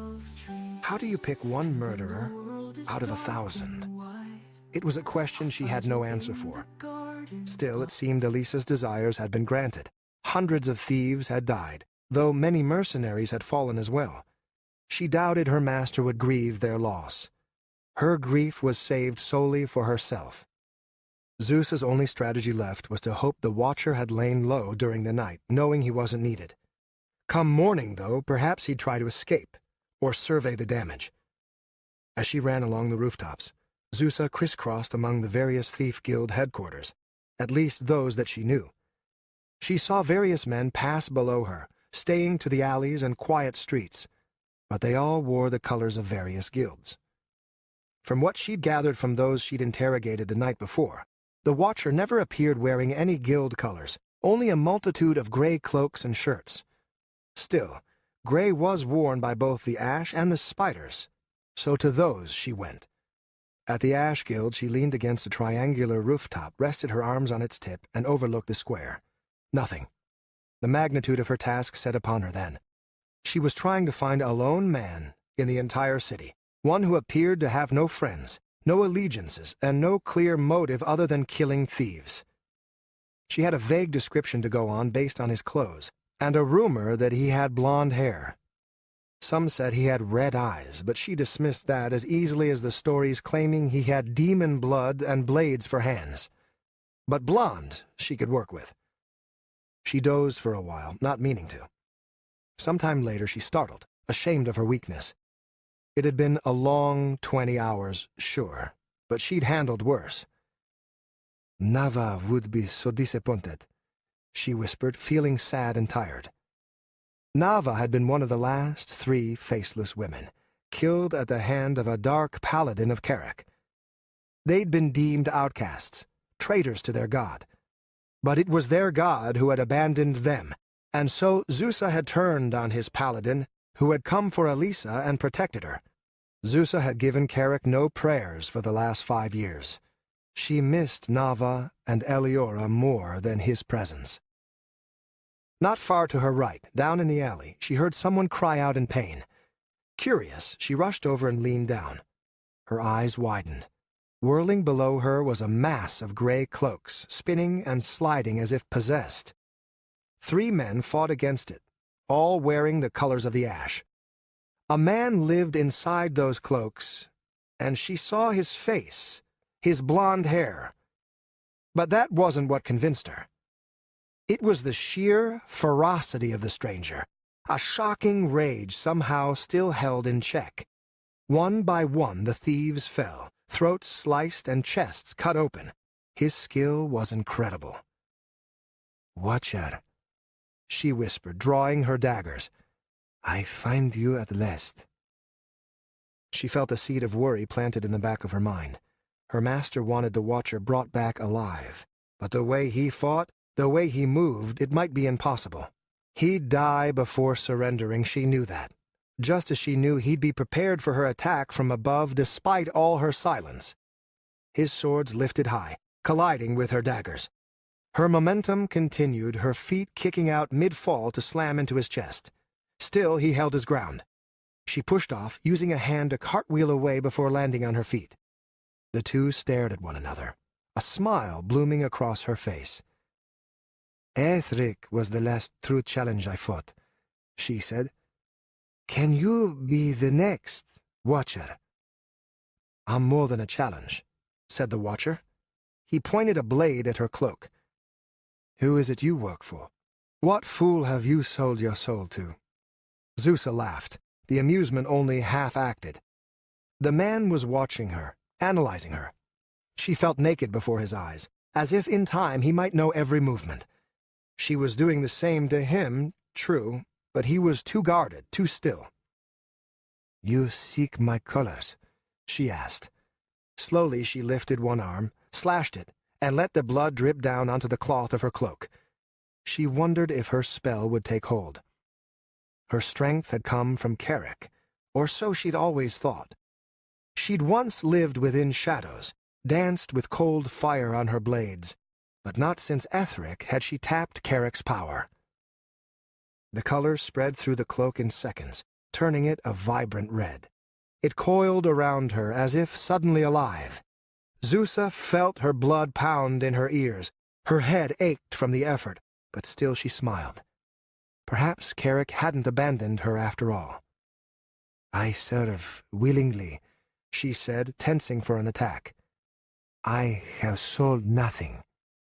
She lunged, one dagger looping upward to block, the other thrusting for his chest. Her cloak wrapped about her like a shield. When the Watcher countered, her dagger parried his blade away, but her thrust met his other sword, and her arm jarred at the strength of the block.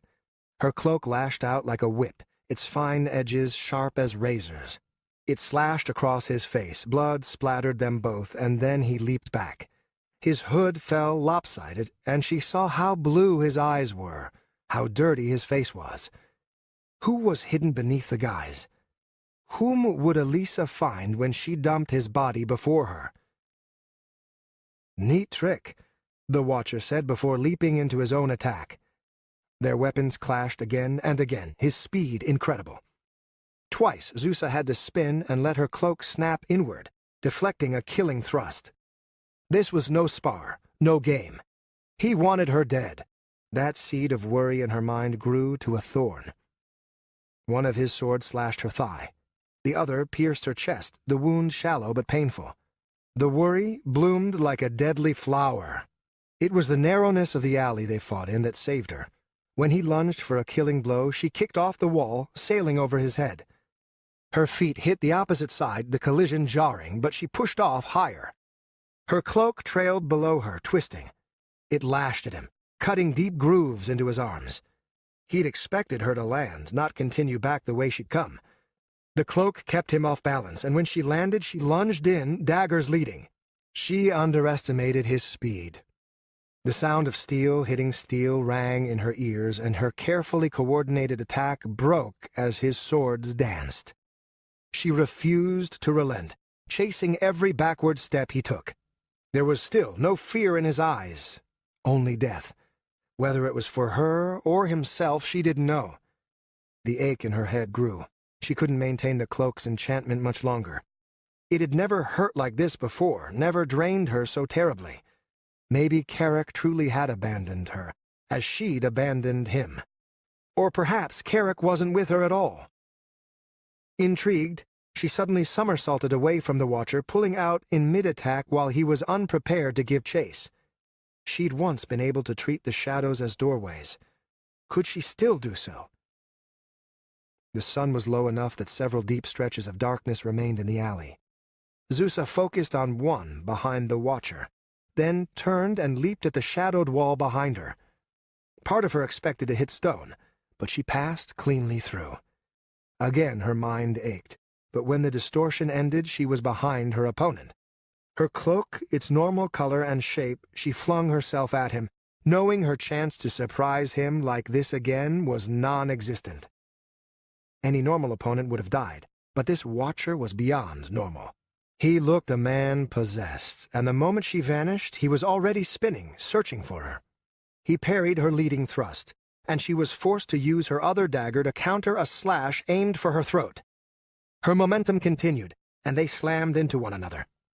His head cracked against the wall. Her hands a blur. She cut once, twice, into the tendons at his elbow. The sound of his sword hitting the ground was music to her ears. He screamed, but the pain did not slow down his other blade. She felt its edge dig into her skin, and she rolled with it to prevent too deep a cut. Blood ran down her face and neck, urging her on. She used both her daggers to pin his sword aside, then rammed her elbow into his throat. He gasped for air, his gag reflex leaning him closer. Pulling her daggers back, she hit his temple with the hilts. The Watcher dropped to his knees. "I'll kill you if I must," she said as he leaned on his arms as if bowing to her. "Come now, and face the woman you wronged." I've wronged no one, he said, his voice hoarse. Liar. Murderer of children. Surrender now. He laughed. It was tired and broken. I am the murdered child, woman. Ask my father. He flung one of his cloaks at her. As she batted it aside, his heel followed after, ramming into her forehead. Fearing an attack, she retreated, her daggers falling into defensive positions. Her blurred vision saw no one. He was gone, but where? Follow the blood, she thought. Follow the blood. She caught a speck of it halfway up the building to her left. The rooftops. He was running away. Knowing her time was short, she jumped from one windowsill to another and grabbed hold of a ledge. Before she could pull herself up, a woman lurked above her, weapon drawn. I'm sorry, Zusa, Veliana said, but this one is mine. Go back. Zusa tensed, hating the awkward position she found herself in. The other woman's dagger was drawn, and in a flash of movement could easily sever her throat. Alisa desires his blood for what he did to Nathaniel, Zusa said, and we need him for something more than petty revenge. Please, Zusa, I'm asking you. Zusa frowned, finding her loyalties torn. Veliana was her apprentice, and had trained so much with her over the past 5 years. Yet Alisa was even more than an apprentice, even more than a friend. Will you kill him? She asked. Veliana shook her head. No, not unless he makes us. Just one meeting, that's all we need. Is my friendship at least worth that? Zusa met her eye, let Veliana know the seriousness of her words. It is, but consider it an end to our friendship. Do you still desire to take him? I do. Then have him, Veliana, and pray we never meet again. She released, and down she went, falling, refusing to look up, as Veliana turned and raced after the bleeding body of the Watcher. Deathmask strode into the Ash Guild's headquarters, with a smile on his face and his head held high. His head pounded as if within his skull was a caged orc, and the wine he drunk with Veliana to toast their success had done little to take off the pain's edge, but that didn't matter.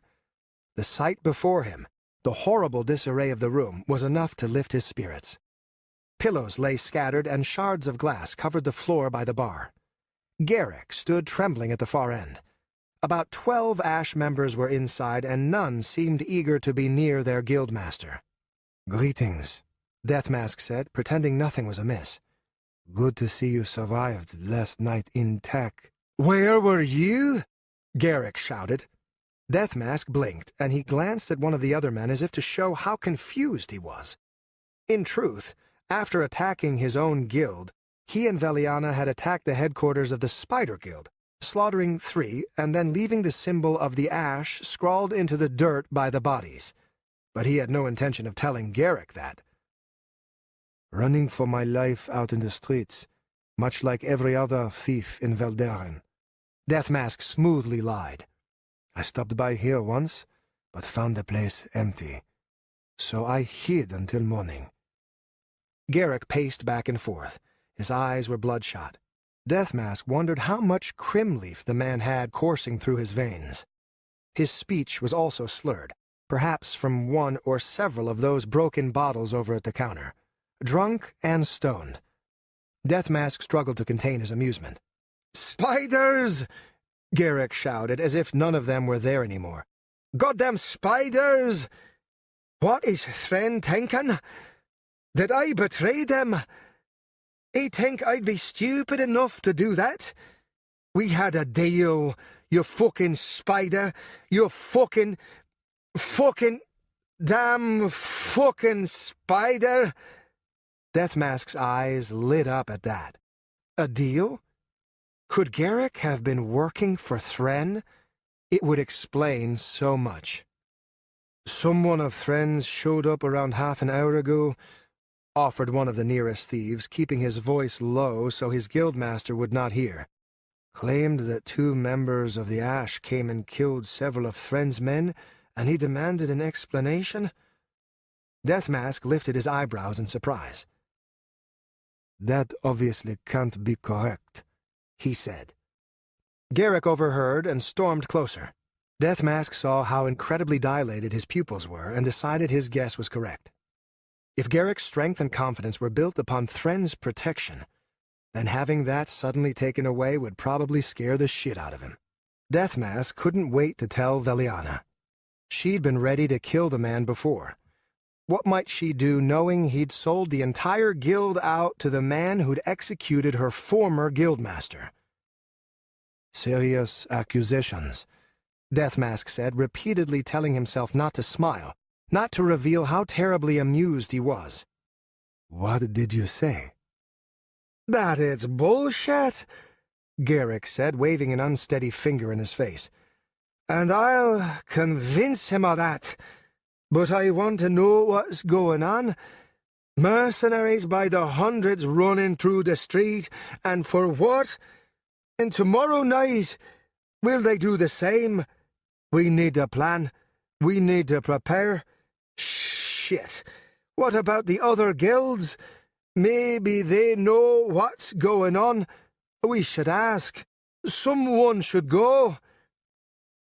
Behold your glorious leader, Deathmask mused, glancing at the rest of the Ash members who mingled about. He was a puppet for Veliana, then a puppet for Thren. Now the strings are cut, and he can do nothing but collapse. I will go, Deathmask said, and to the Spider Guild, no less. We should show them we mean no ill will, and most of all that the survival of all the guilds is more important than our petty squabbles. How many of us died last night? This is a war now, a true war. Let me take that message to Thren. Garrick bit his lip, no doubt trying to process the idea in his drug-addled mind. The rest of the thieves looked pleased. Deathmask wasn't surprised. He'd arrived in the chaos, remained calm, and then presented a plan. This was something they could latch onto, however simple. Let the guild see that he was in control, not Garrick. Fine, he said.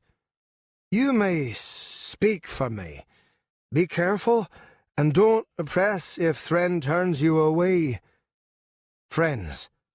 That's what we must be. Good friends.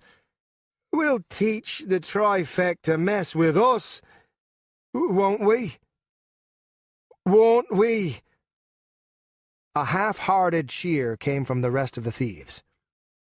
As Deathmask left, he caught the looks they gave him, and this time he did not hide his smile. He was a stranger, a newcomer to the guild, but he was still becoming more of a leader in their minds than Garrick. Come a crisis, men and women always searched for stability. Let them see that in him. When he stepped out to the street, he looked to the rooftop for Veliana. At his request, she'd remained hidden there when he went inside, just in case Garrick decided to do something stupid like try to kill him. Yet, despite having been inside for only a few minutes, she was no longer waiting for him. Odd. Had someone else spotted her? He approached that same building, looped around to its back, and then climbed up. He expected Veliana to be lying there, perhaps bored or asleep. Instead, no one. Vel, he wondered aloud. Then he saw it, a single streak of blood. He followed it to an alley, and when he peered down, he saw Veliana kneeling over the body of a fallen man. His clothes were dark, well-worn, and lacking any local guild affiliation. His hair was short and blonde, and across his chest was a smear of blood. At first, Deathmask thought she'd attacked him, but when he climbed down, he was surprised to see her bandaging the man's wounds. "What the abyss is going on?" he asked. "It's him," she said, not at all surprised by his arrival. "It has to be. I fought him once, years ago, but who else might the Watcher be? It's Haern, Thren Fellhorn's long-dead son." Deathmask's mouth dropped, and every plan whirling through his head rearranged itself to match this new set of circumstances. He could hardly contain his excitement. Every one of those plans was infinitely better than the last. "Take him," he said. "Hurry! We have so much to discuss." Chapter 19. Haern awoke with his head pounding and no clue where he was. The last thing he remembered was crawling across a rooftop just before being struck from behind. Then he'd been thrown forward, off the building and to the ground below. Then nothing. His eyes slowly adjusted to the dim light. He saw stone walls. A dungeon, perhaps? No, that didn't seem right. More of a cellar, windowless, lit by torches. "You're awake?" He looked up. A man and a woman stood before him. The man wore a red robe, his dark hair pulled tight behind his head. As for the woman, she looked vaguely familiar, as if he'd seen her before a long time ago in a dream. It had something to do with a long scar that ran down her face, bloodying her eye. He tried to stand, but he was tied to a chair. Whoever had tied the knots knew what they were doing. There wasn't the slightest give, and the moment he tested them, various cords across his chest and neck tightened, choking off his breath. "Not sure I want to be awake," he said, doing his best to relax. He'd known this was the fate awaiting him. He couldn't make enemies of every guild and expect to live forever. Still, it seemed too soon. He'd accomplished so little. He'd die without mourners, without friends, without a legacy. A damn shame. "Do you remember me?" the woman asked. "It was during the bloody Kinsgold. You were still a boy then, almost a man. We fought." And then he did remember. He'd seen her twice. Once when his father had tried blackmailing her to turn against her guildmaster, then later in the attic of Leon Connington's mansion. Her name was Veliana, and the last time they'd met, she'd nearly killed him. "You do remember?" she said, seeing the recognition in his eyes. "I could never forget," he said softly. "You showed me I would never escape. Aaron was dead, yet you never believed me. You refused." She crossed her arms and leaned back against the stone wall. The man beside her remained quiet, seemingly content to let them talk. "You could have let the smoke take me," she said. "Why didn't you?" He shrugged the best he could, given the circumstances. "It wasn't right to. I was there when my father left you to die at the hands of that disgusting worm. I couldn't do so again." His words hung in the air. When she spoke, her tone didn't seem quite so hard. "I spread word of Aaron Fellhorn's death after that night. I told myself I did it to hurt your father, but I was lying. I did it for you, for sparing me. Aaron was dead, and it seemed true enough. What was the name you spoke to me that night? Something plain." "Haern." "That's right. Is that who you are now? Haern the Watcher? I find it hard to believe you're that same boy who spared my life. Do you know how many friends of mine you've killed? How many associates? You're still Friend's son, aren't you? Perhaps you should adopt your old name, Aaron." "Never call me that," he said, glaring. In the corner, the dark-haired man laughed. "Such ferocity. Well, there's no doubt you're skilled, and Val here was lucky enough to get the jump on you after you were injured. Seems to corroborate everything we've heard about you, other than the demon blood. I'd sense it, if that were the case. Still, your father cavorting with a succubus is a rather amusing thought." Haern shifted in his bonds. "What do you want from me?" he asked. "Before I tell you that, I want you to understand just how powerless you currently are. I could kill you right here. That's obvious enough. But I could also tell your father you're still alive. How beautiful a game that would be, watching him tear the city apart, house by house, until he found where you hid. My curiosity is almost strong enough to see what exactly he'd do. Would he greet you with open arms, or a dagger Perhaps both. Haern glared. The man saw this and laughed again.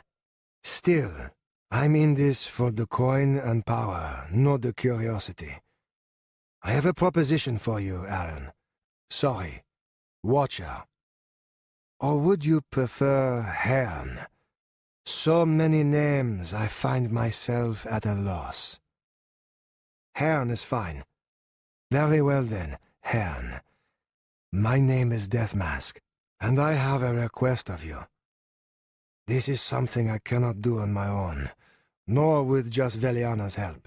But you have no loyalties, no weaknesses, no aspirations other than killing. So my request is simple, really. Help me end this war between the guilds and the Trifect. This time it was Haern's turn to laugh. I've slaughtered 100 of you over the years, and even with my help the Trifect has sat on its hands and failed to do what needed to be done. Last night was a start, but it won't work. We both know that. It'll just anger them further. The retaliation will be terrible if it hasn't happened already. What could I possibly do? Your name carries weight, believe it or not, Deathmask continued. Though, really, I should say your reputation does. Every thief fears the night when the mark he goes to rob turns out to be you. Even the guild leaders are frightened of you, except for perhaps Thren. A rampage of dragons wouldn't make him soil his pants. But you have to understand something. All of these thieves, these underworld rogues, they've been trained since birth to survive. That's all they know. They'll claw and grab everything they can on their way up. But deep down they just want to live, and live well. If you threaten that, you can turn them to your side. No guild master would step down at my threat. Haern said, "You're a fool. They'd rather die than forfeit their wealth." And that's the other thing you must understand, Deathmask said, grinning. They have no honor, no code. They want wealth, and they want to live. But they won't live without wealth. Not when they've at last obtained it. So you must threaten their lives while at the same time offering them a chance to keep everything they've gathered. It can work. I know it. Haern leaned back in his chair, still not convinced. "What is your plan?" he asked. Do you know how much the Trifect pays to employ those mercenaries? How much money they lose year in and year out from Thren burning their goods, from Kadish slaughtering their help, from Garrick looting their wares? They're going bankrupt fighting this war, but they can't stop. They can't make peace, for Thren won't let them. No one wants this to continue. Before the guild wars, everyone made a tidy profit and hardly anyone died. We had a system. But Thren took offense, and the Trifect overstepped their bounds. A fair mistake by both, but now everyone's too stubborn to stop. Now, my plan is very simple. We gather every single guild leader, all 3 members of the Trifect, and then stick them in a room. No one leaves until they agree to end all this. Only the sheer audacity of it kept Haern from laughing. It'd never work. You have to know that. Who would dare agree to go? Someone would back out, and others would try to execute their enemies while they're in the same place. Too much greed, too much mistrust. Someone will turn on another. I expected something more clever from someone so strange. You spent 5 years trying to single-handedly conquer the thief guilds, Deathmask said. Yet you want to mock my imagination. But you're right. Such a meeting would instantly fall apart. Unless we had an enforcer during the deal. Someone they all fear. So they would know that stepping out of line would result in a quick, efficient death. Haern remained quiet for a long time. "Untie me," he said at last. Will you try to kill me? Deathmask asked. So little trust for someone who wants me to work for him?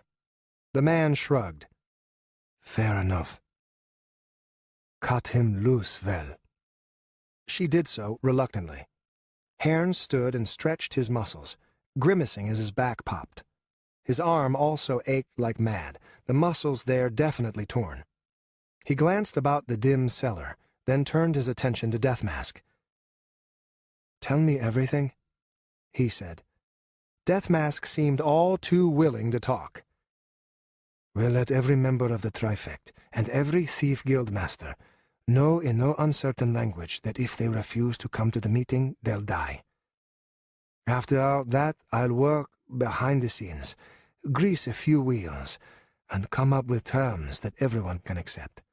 Anyone who tries to make a fuss, or tries to refuse those terms, we send you after them. How does that sound? Insane, Haern said. He looked for his swords, saw neither. Were you not out last night? The blood clogs the gutters. They'll never agree. Not to anything. You're delusional, Deathmask. If you don't accept, Veliana said, stepping in front of the stairs leading upward to daylight, then we'll have no choice. You'll have no one to blame but yourself. For what? We'll tell your father of your new name, and of who you really are, she said. How long do you think your little crusade against us will last once he knows? Right now he sees you as a nuisance, a ghost to keep his men on their toes and to cull the weak from his guild. But for Aaron Fellhorn to turn against his own flesh and blood? Haern stood before her, staring eye to eye. Even wounded and exhausted, he would not back down. Do it, then, he said. But ask yourself, who will find who first? My father finding me? Or me finding you? Move aside. No. She tilted her head so she could see Deathmask, who must have made some sort of approving gesture. Very well. It was good to see you, Aaron. He stepped out into the street, winced at the daylight, and then hurried away. With nowhere else to go, he headed for Senkei and the mercenaries, hoping he might reach there without any other strange women attacking him. Do you think he'll change his mind? Veliana asked once he was gone. Deathmask shrugged. Depends on what you mean. About what I just offered. No. But I never expected him to. Veliana raised an eyebrow. Care to fill me in? Of course. Haern will never put his heart behind a plan I created. It needs to be his own, one he feels will be his legacy. We need his pride involved, otherwise he'll be ineffective and dangerous. I've planted the idea, though. He knows many of us desire peace, and that he can be a key part of it all. The idea of an enforcer is what I think will appeal to him most. He'll return, I assure you, and it will be with a plan far more insane than mine. She sat down on the pile of cushions that had been her bed since Deathmask took her away from the Ash Guild. Even after we kill Garrick, it'll be tough getting the rest of the guild to accept any sort of plan involving the Watcher. I know, Deathmask said, which is why I turned the Spider Guild against them. Why should I have to do all the dirty work? Something about how casually he said it, how amused he seemed, clicked everything into place. Veliana's mouth dropped. You hope to destroy the Ash Guild, tear it down to nothing but yourself? Not quite, Deathmask said. You'll be there, as well as 2 or 3 others who have the skill to endure the bloodshed to come. I don't need a guild full of simpletons, children, and the like. I just need enough to put fear into the heart of the guilds, to ensure that all the coin I desire flows to my hands. Then this was your plan all along? Tear down the Ash Guild and rebuild it with you at the top, and a few of us bowing around your feet? Veliana rubbed her temples, trying to think. Everything she and James Barron had created. It had been dwindling since Thren killed James, but they'd still held on to shards of it. Might it all vanish? Could she let him do this, destroy the legacy of the Ash Guild forever? "You'll ruin everything I've worked for?" she said quietly. "I'll give the Ash Guild a legacy all of Dezrel will one day fear. I don't expect it to be easy. We'll have to kill a lot, yes. But if we succeed, think of all that wealth, that respect. We'll fill every other guild with a fear of retaliation. We'll never need to guard, only attack. Those who turn against us will meet death, every single one. Once that reputation takes hold, we'll be gods in this city." "You're a lunatic?" He smiled. "Perhaps. But oh, what fun it'll be in the attempt. Are you getting scared on me, Vel? Aspire to greatness, and damn all others. Garek took your guild. Help me take it back, and mold it into something never seen before in the history of Dezrel." She still wasn't sure, but she'd not let Deathmask know. "What of the Spider Guild?" she asked. "Weren't you to meet with Thren?" Deathmask's eyes twinkled, and his grin pulled wider. Despite it, she thought she sensed fear hiding behind the guise. "Come with me," he said. "Hopefully we haven't missed the show. I discovered something when in Garrick's audience, and I've rethought what Thren's reaction to our masquerade will be." They removed their cloaks and dressed in drab colors that showed no affiliation. Veliana kept a hood low over her face to hide her scar.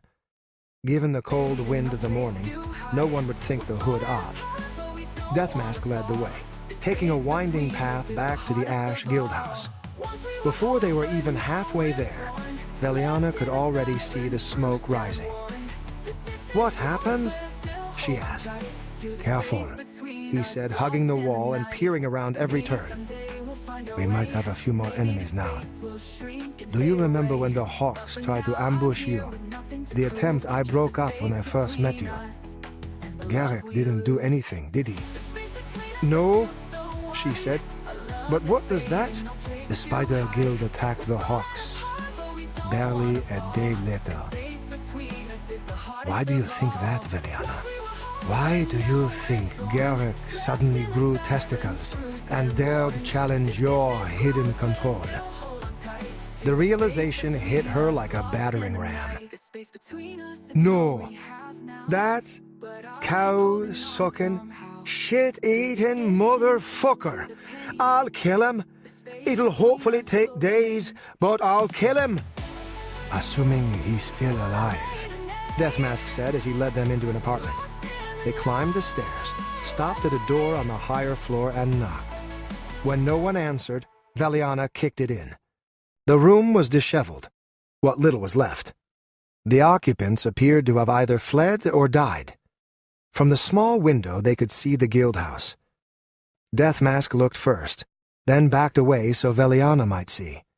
The whole building was in flames. It had already collapsed on its supports, black smoke billowing. Surrounding it was a circle of thieves wearing the cloaks and colors of the Spider. While she watched, a man crawled from the wreckage, and even from their distance he looked badly burned. One of the Spiders shot him with an arrow before he could rise to his feet. "Unbelievable," Deathmask said as he took a second look. "An army of mercenaries descends upon us, and without hesitation, he massacres a fellow guild, all for a single act of betrayal." "Thren is not one to hesitate." Deathmask muttered and flopped down onto the poorly stuffed bed. "We need to establish control of the guild, and now," he said. "I'd hoped for a bit of backstabbing between the two, a thinning of members. But this? Thren's viciousness is astounding. We must take over before the guild disbands completely, and the rest of the city moves in on our territory. At least the mercenaries will keep them from doing so for a while.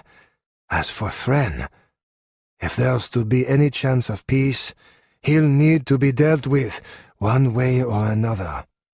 Tell me, where will the remainder of the guild flee now this place has burned? The old house, she said, below the split pig inn. We expanded their cellars and paid handsomely to do so. They should still be empty, and the owner was a crusty old dog that won't be intimidated by sellswords. Then that's where we'll go, he said, retying his mask over his face. Let them see you alive. Let them hear my demands of obedience. As of now, the Ash Guild is under my control. And if Garrick still lives? Death Mask flashed her a smile, all pretense of fear gone. Then you get your revenge, assuming you're strong enough to take it. She patted her daggers. I'll be fine. Follow me, and keep your eyes open. The last thing I want to do is die before my steel tastes Garrick's blood. Chapter 20. Ghost woke when the sun shone bright on his face. He stirred, rubbed his eyes, and then forced them open. Midday, he guessed. His stomach rumbled, and his head pounded from the night before. He felt he could sleep another 4 hours or so, but his body would have to endure. Still, he wasn't in too much of a hurry. He had a name, after all, a place to search and question. Not much harm in grabbing a bite to eat. Once he left his room at the shabby inn, he swung by the main market in the center of town, buying a thick slice of bread smothered with butter and honey. While he ate, he sat by a fountain in the center and listened to the idle talk as men and women passed by. The overwhelming sensation was not fear, as he'd expected. It was anger. More surprising was how it wasn't directed at the guilds or even the trifect. They directed it at the king. Stupid dogs, he thought as he ate. You've lived under this chaos for so long, it's become normal to you. The trifect and the guilds war, and you see this as acceptable, but only if the king protects you. Last night destroyed your apathy. Last night saw your blood joining the others. So you rage, but only to your protector. Damn king, should have put this nonsense to rest years ago. Still fairly new to Veldaren, Ghost knew only a little of the king, but what he'd gleaned wasn't flattering. As he listened to men swear against their liege's honor and women insinuate he'd been born without his manhood, it seemed obvious that his cowardly indifference could no longer last. But whose side would he fall on? The guilds or the trifects? Logic seemed to place him as a puppet of the trifect, but Ghost was unsure. Which one would he fear more? If the man was a true coward, he'd fear the enemy he couldn't keep out with gates and walls, the enemy that'd fill his drink with poison and lay a dagger under his pillow while he slept. Meal finished, he drank from the fountain and then headed to the mercenaries' headquarters.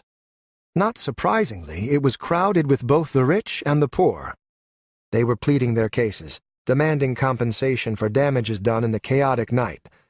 The old keeper, Bill Trett, shouted the same phrase over and over as if by the 50th time it might finally sink in. Take all complaints to Elisa Gemcroft's estate. She has promised to accept full responsibility. I'm sorry if your house burned down or someone died, but please, take all complaints to Elisa Gemcroft's estate. She has promised. Ghost slammed a massive fist against the door, the sound thunderous in the small room. The crowd, about 20 in all, jumped and turned. Enough, he roared. Get your asses out of here and go to Lady Gemcroft's with your problems. He kept his muscular arm pressed against the door, holding it open.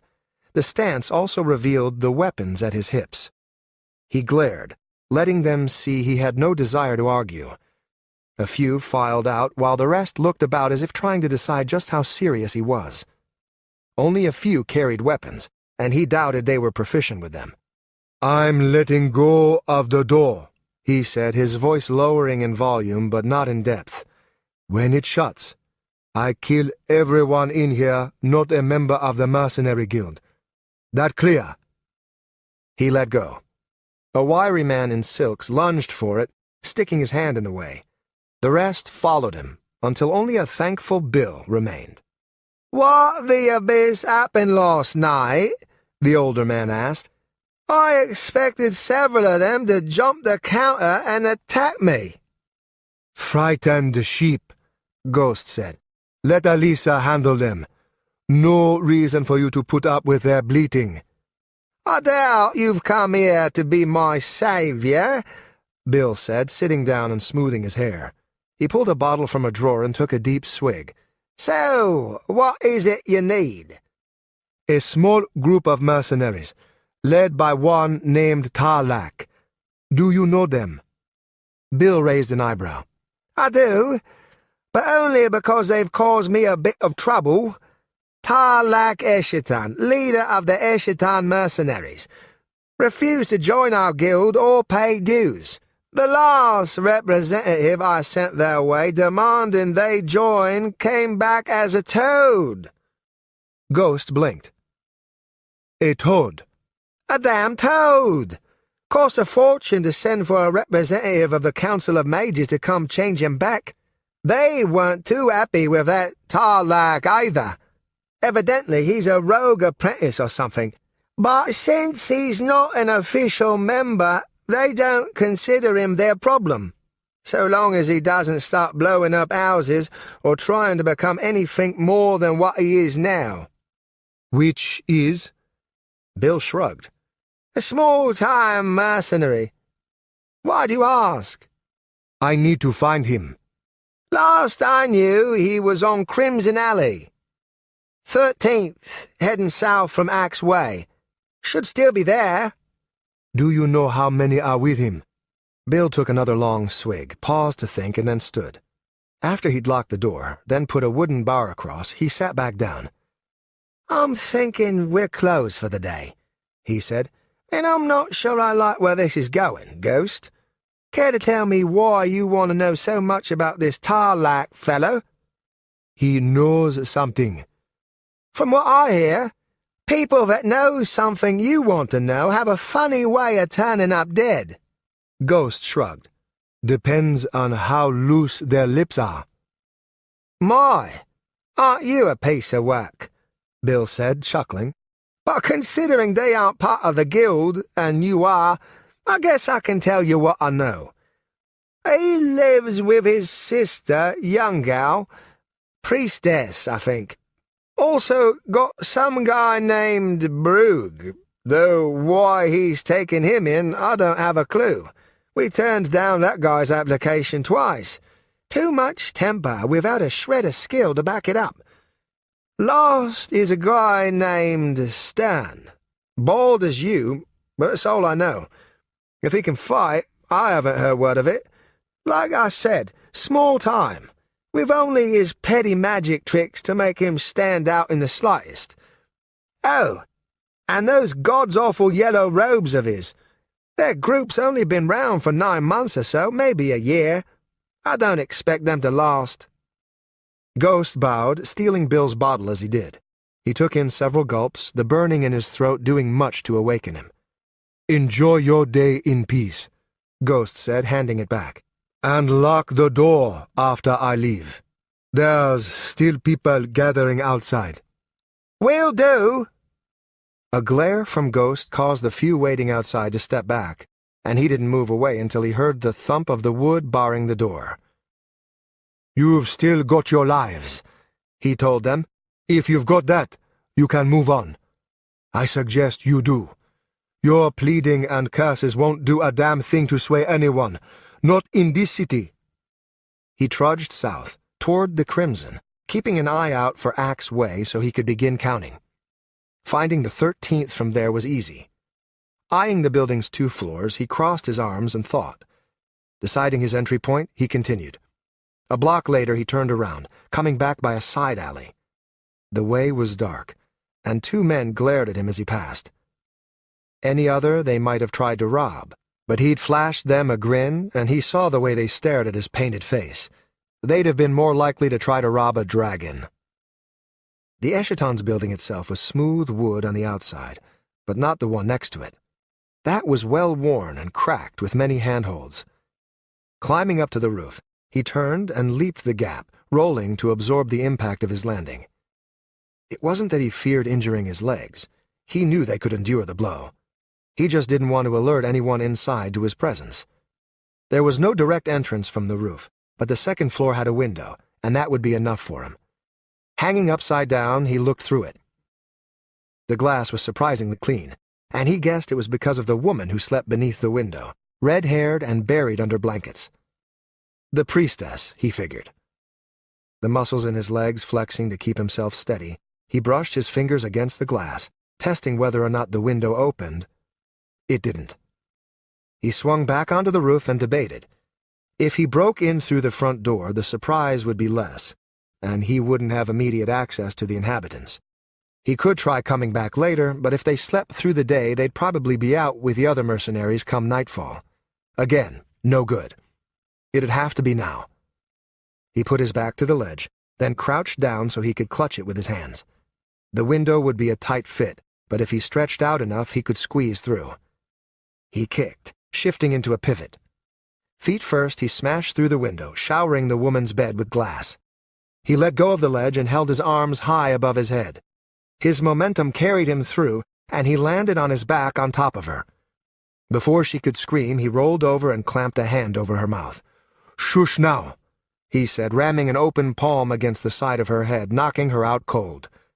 Knowing time was short, he pushed off the bed and made for the door. "Dell?" he heard someone ask from the other side. His voice was nervous, but not yet worried. A broken window could be many things, most likely a stone. Least likely a dangerous man built like a mountain. The door swung inward. Before it was a third of the way open, Ghost rammed it closed with his knee, then grabbed it with one hand and flung it wide. A man was falling on the other side, his balance broken by the sudden hit from the door. It was Tarlac, based on his outfit.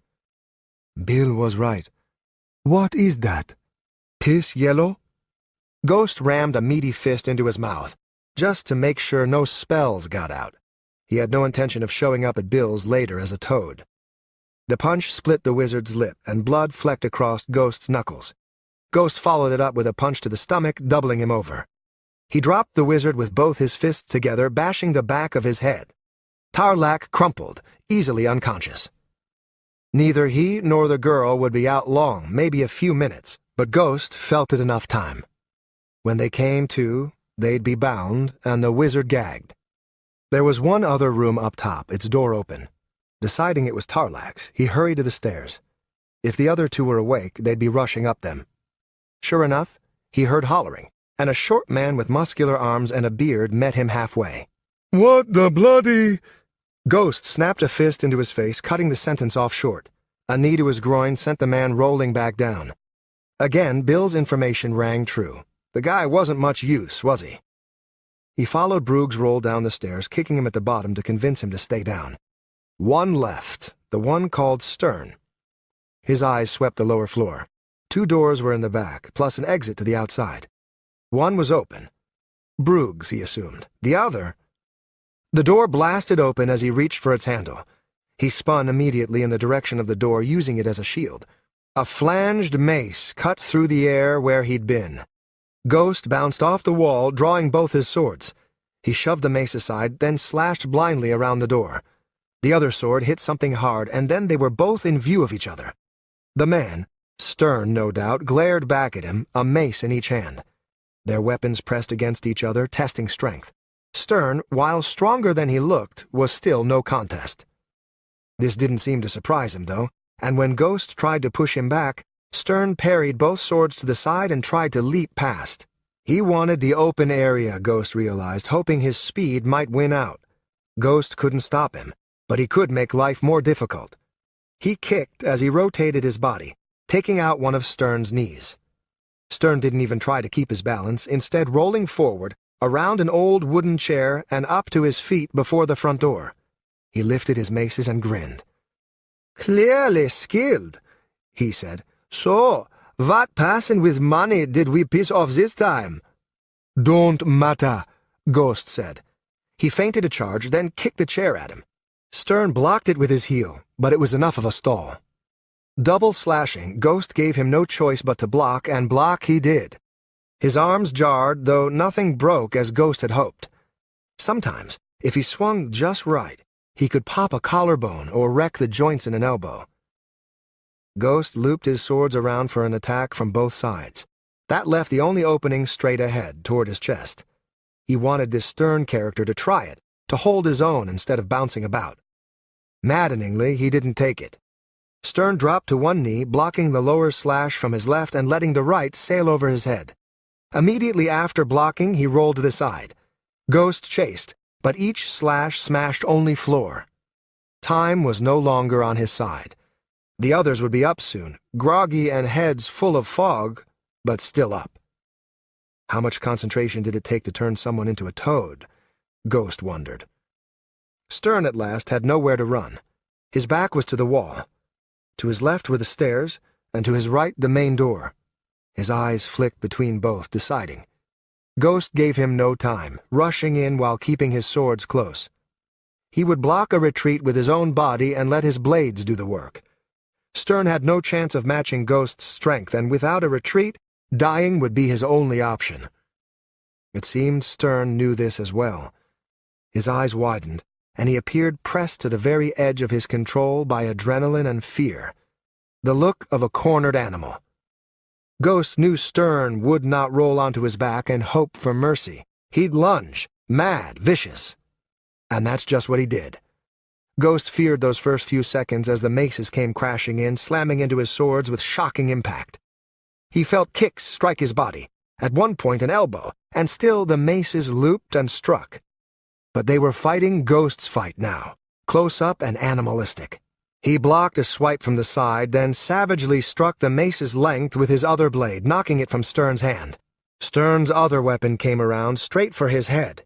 Instead of ducking, Ghost stepped closer, chest to chest. The side of Stern's arm hit his face, but that was far better than the sharp edges of the mace. One sword slashed Stern's arm, making him drop his weapon. The other thrust into his belly and twisted. "Shit!" Stern grunted, clutching Ghost's wrist with both hands. His whole body shook, and his face rapidly paled.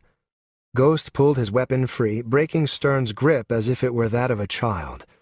The man slid down the wall, blood pouring across his hands and down his legs. He held the wound with his palms, slowing the bleeding. "You should have surrendered," Ghost said. "Though I respect your defense of your friends. This was all unnecessary." He left him there, stepped over Brugh, and climbed the stairs. The short fighter was moaning, still, conscious, but only just. He was no threat. Ghost found the wizard first, glad to see him still out. Unwrapping the rope he'd looped about his own waist, he cut a length of it and bound Tarlak's hands. Thinking for a moment, he cut a smaller length, wedged a piece of the wizard's own robe into his mouth, and then tied it there to form a gag. Hefting Tarlak onto his shoulder, he carried him back down the stairs and deposited him in a chair. Stern watched him with glazed eyes from where he lay. Last was the girl. She opened her eyes when he stepped inside, but she showed no recognition nor any signs of fear. Concussion, he figured. She probably didn't know the difference between him and the King of Kerr. "To your feet," he said. "I'd hate to strike you again." He grabbed her wrists and held them tight as he escorted her down the stairs. Once she was tied to another chair, he kicked Brugh to see how he was faring. "Damn it!" Brugh muttered, his eyes suddenly focusing. "What was that for?" He saw Ghost standing over him, and then he tried to reach for his weapons. Laughing, Ghost slammed his heel onto his throat and pushed him back. "I'd recommend you behave," he said, the tip of his sword dangling before an eye. "Otherwise, I might just let go." Brugh ground his teeth, glanced about, then nodded. Ghost bound his hands and feet and then dumped him on the floor beside the others. "Well, that was disappointingly easy," Ghost said, sheathing his swords. "I hope the Watcher proves more challenging than you four." Stern said something, but his voice was too weak to hear. Ghost stepped closer and leaned down. "You'll find out when he kills you," Stern said, then made a sound like a cross between a cough and a laugh. Ghost slapped the side of his face, the gesture almost playful. "At least you put up a fight," he said, "so I'll forgive you for your frightened boasting. Stay still, and try not to let your grip slip. You might know something useful to me, and I'd hate to lose it because you can't keep your guts from squeezing through your fingers." The priestess seemed to be getting her bearings, but Tarlac was still clearly out. Ghost reached into a pocket and pulled out some smelling salts. Shoving them under the wizard's nose, he held his head by his hair and waited. After a few sniffs, Tarlac's eyelids began to flutter, and then he jolted as if splashed by a bucket of water. He said. "Welcome back," Ghost said, smacking his shoulder. "Forgive the gag. I know how dangerous your kind is with a few silly words. I may take it out, but only for a moment, and only when my swords are at your throat. Understand?" A soft gasp came from his right. It seemed like the priestess had finally come to her senses. "Senkei!" she gasped. "Senkei." He followed her gaze to the wounded man against the wall. A pet name, perhaps? Or maybe Bill had been wrong about the man's identity. "He put up a better fight than the rest of you," Ghost said.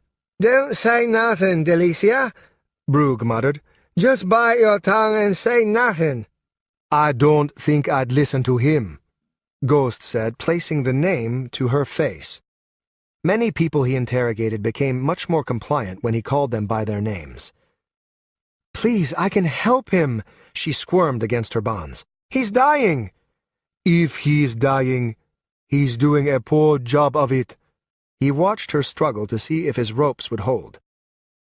Satisfied, he took her chin in a giant hand and forced her gaze to his. "But if you want untied, you'll have to talk. That's all, little girl. Just talk. No sin in that, right?" "What do you want?" she asked. "Don't!" Brugh shouted. Ghost turned on him, and this time his kick was lower and harder. Brugh howled like an animal, and his face turned a beet red.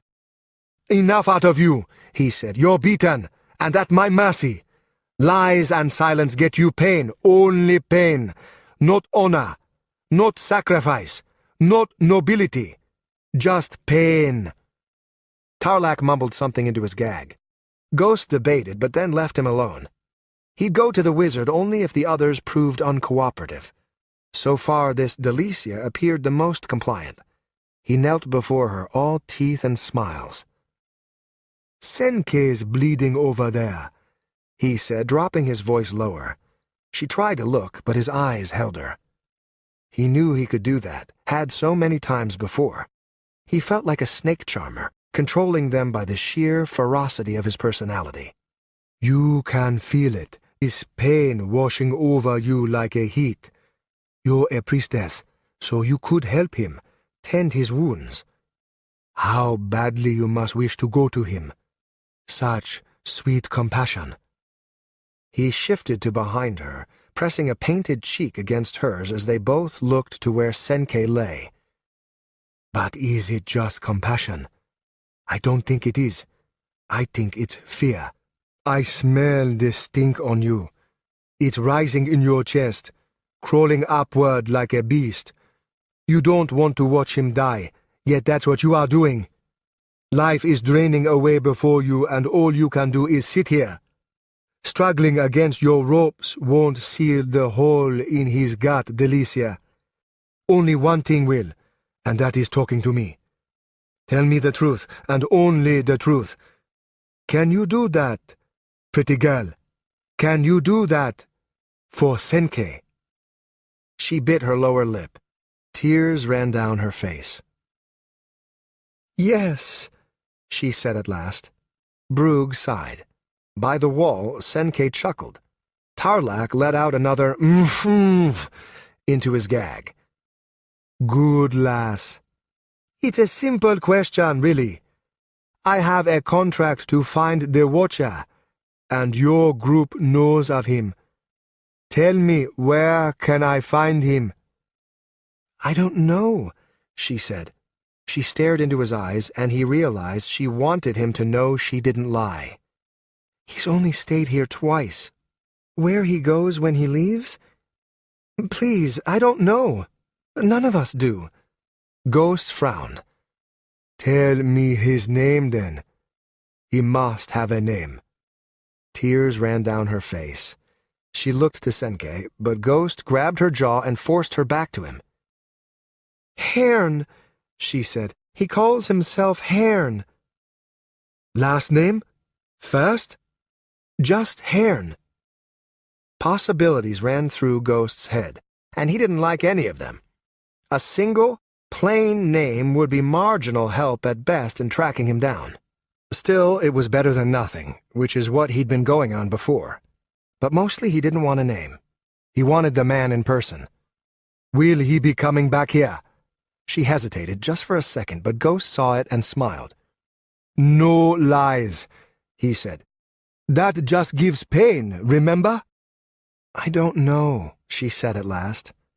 But I think he will. Please, can I help him now? He's almost gone. Of course, my dear.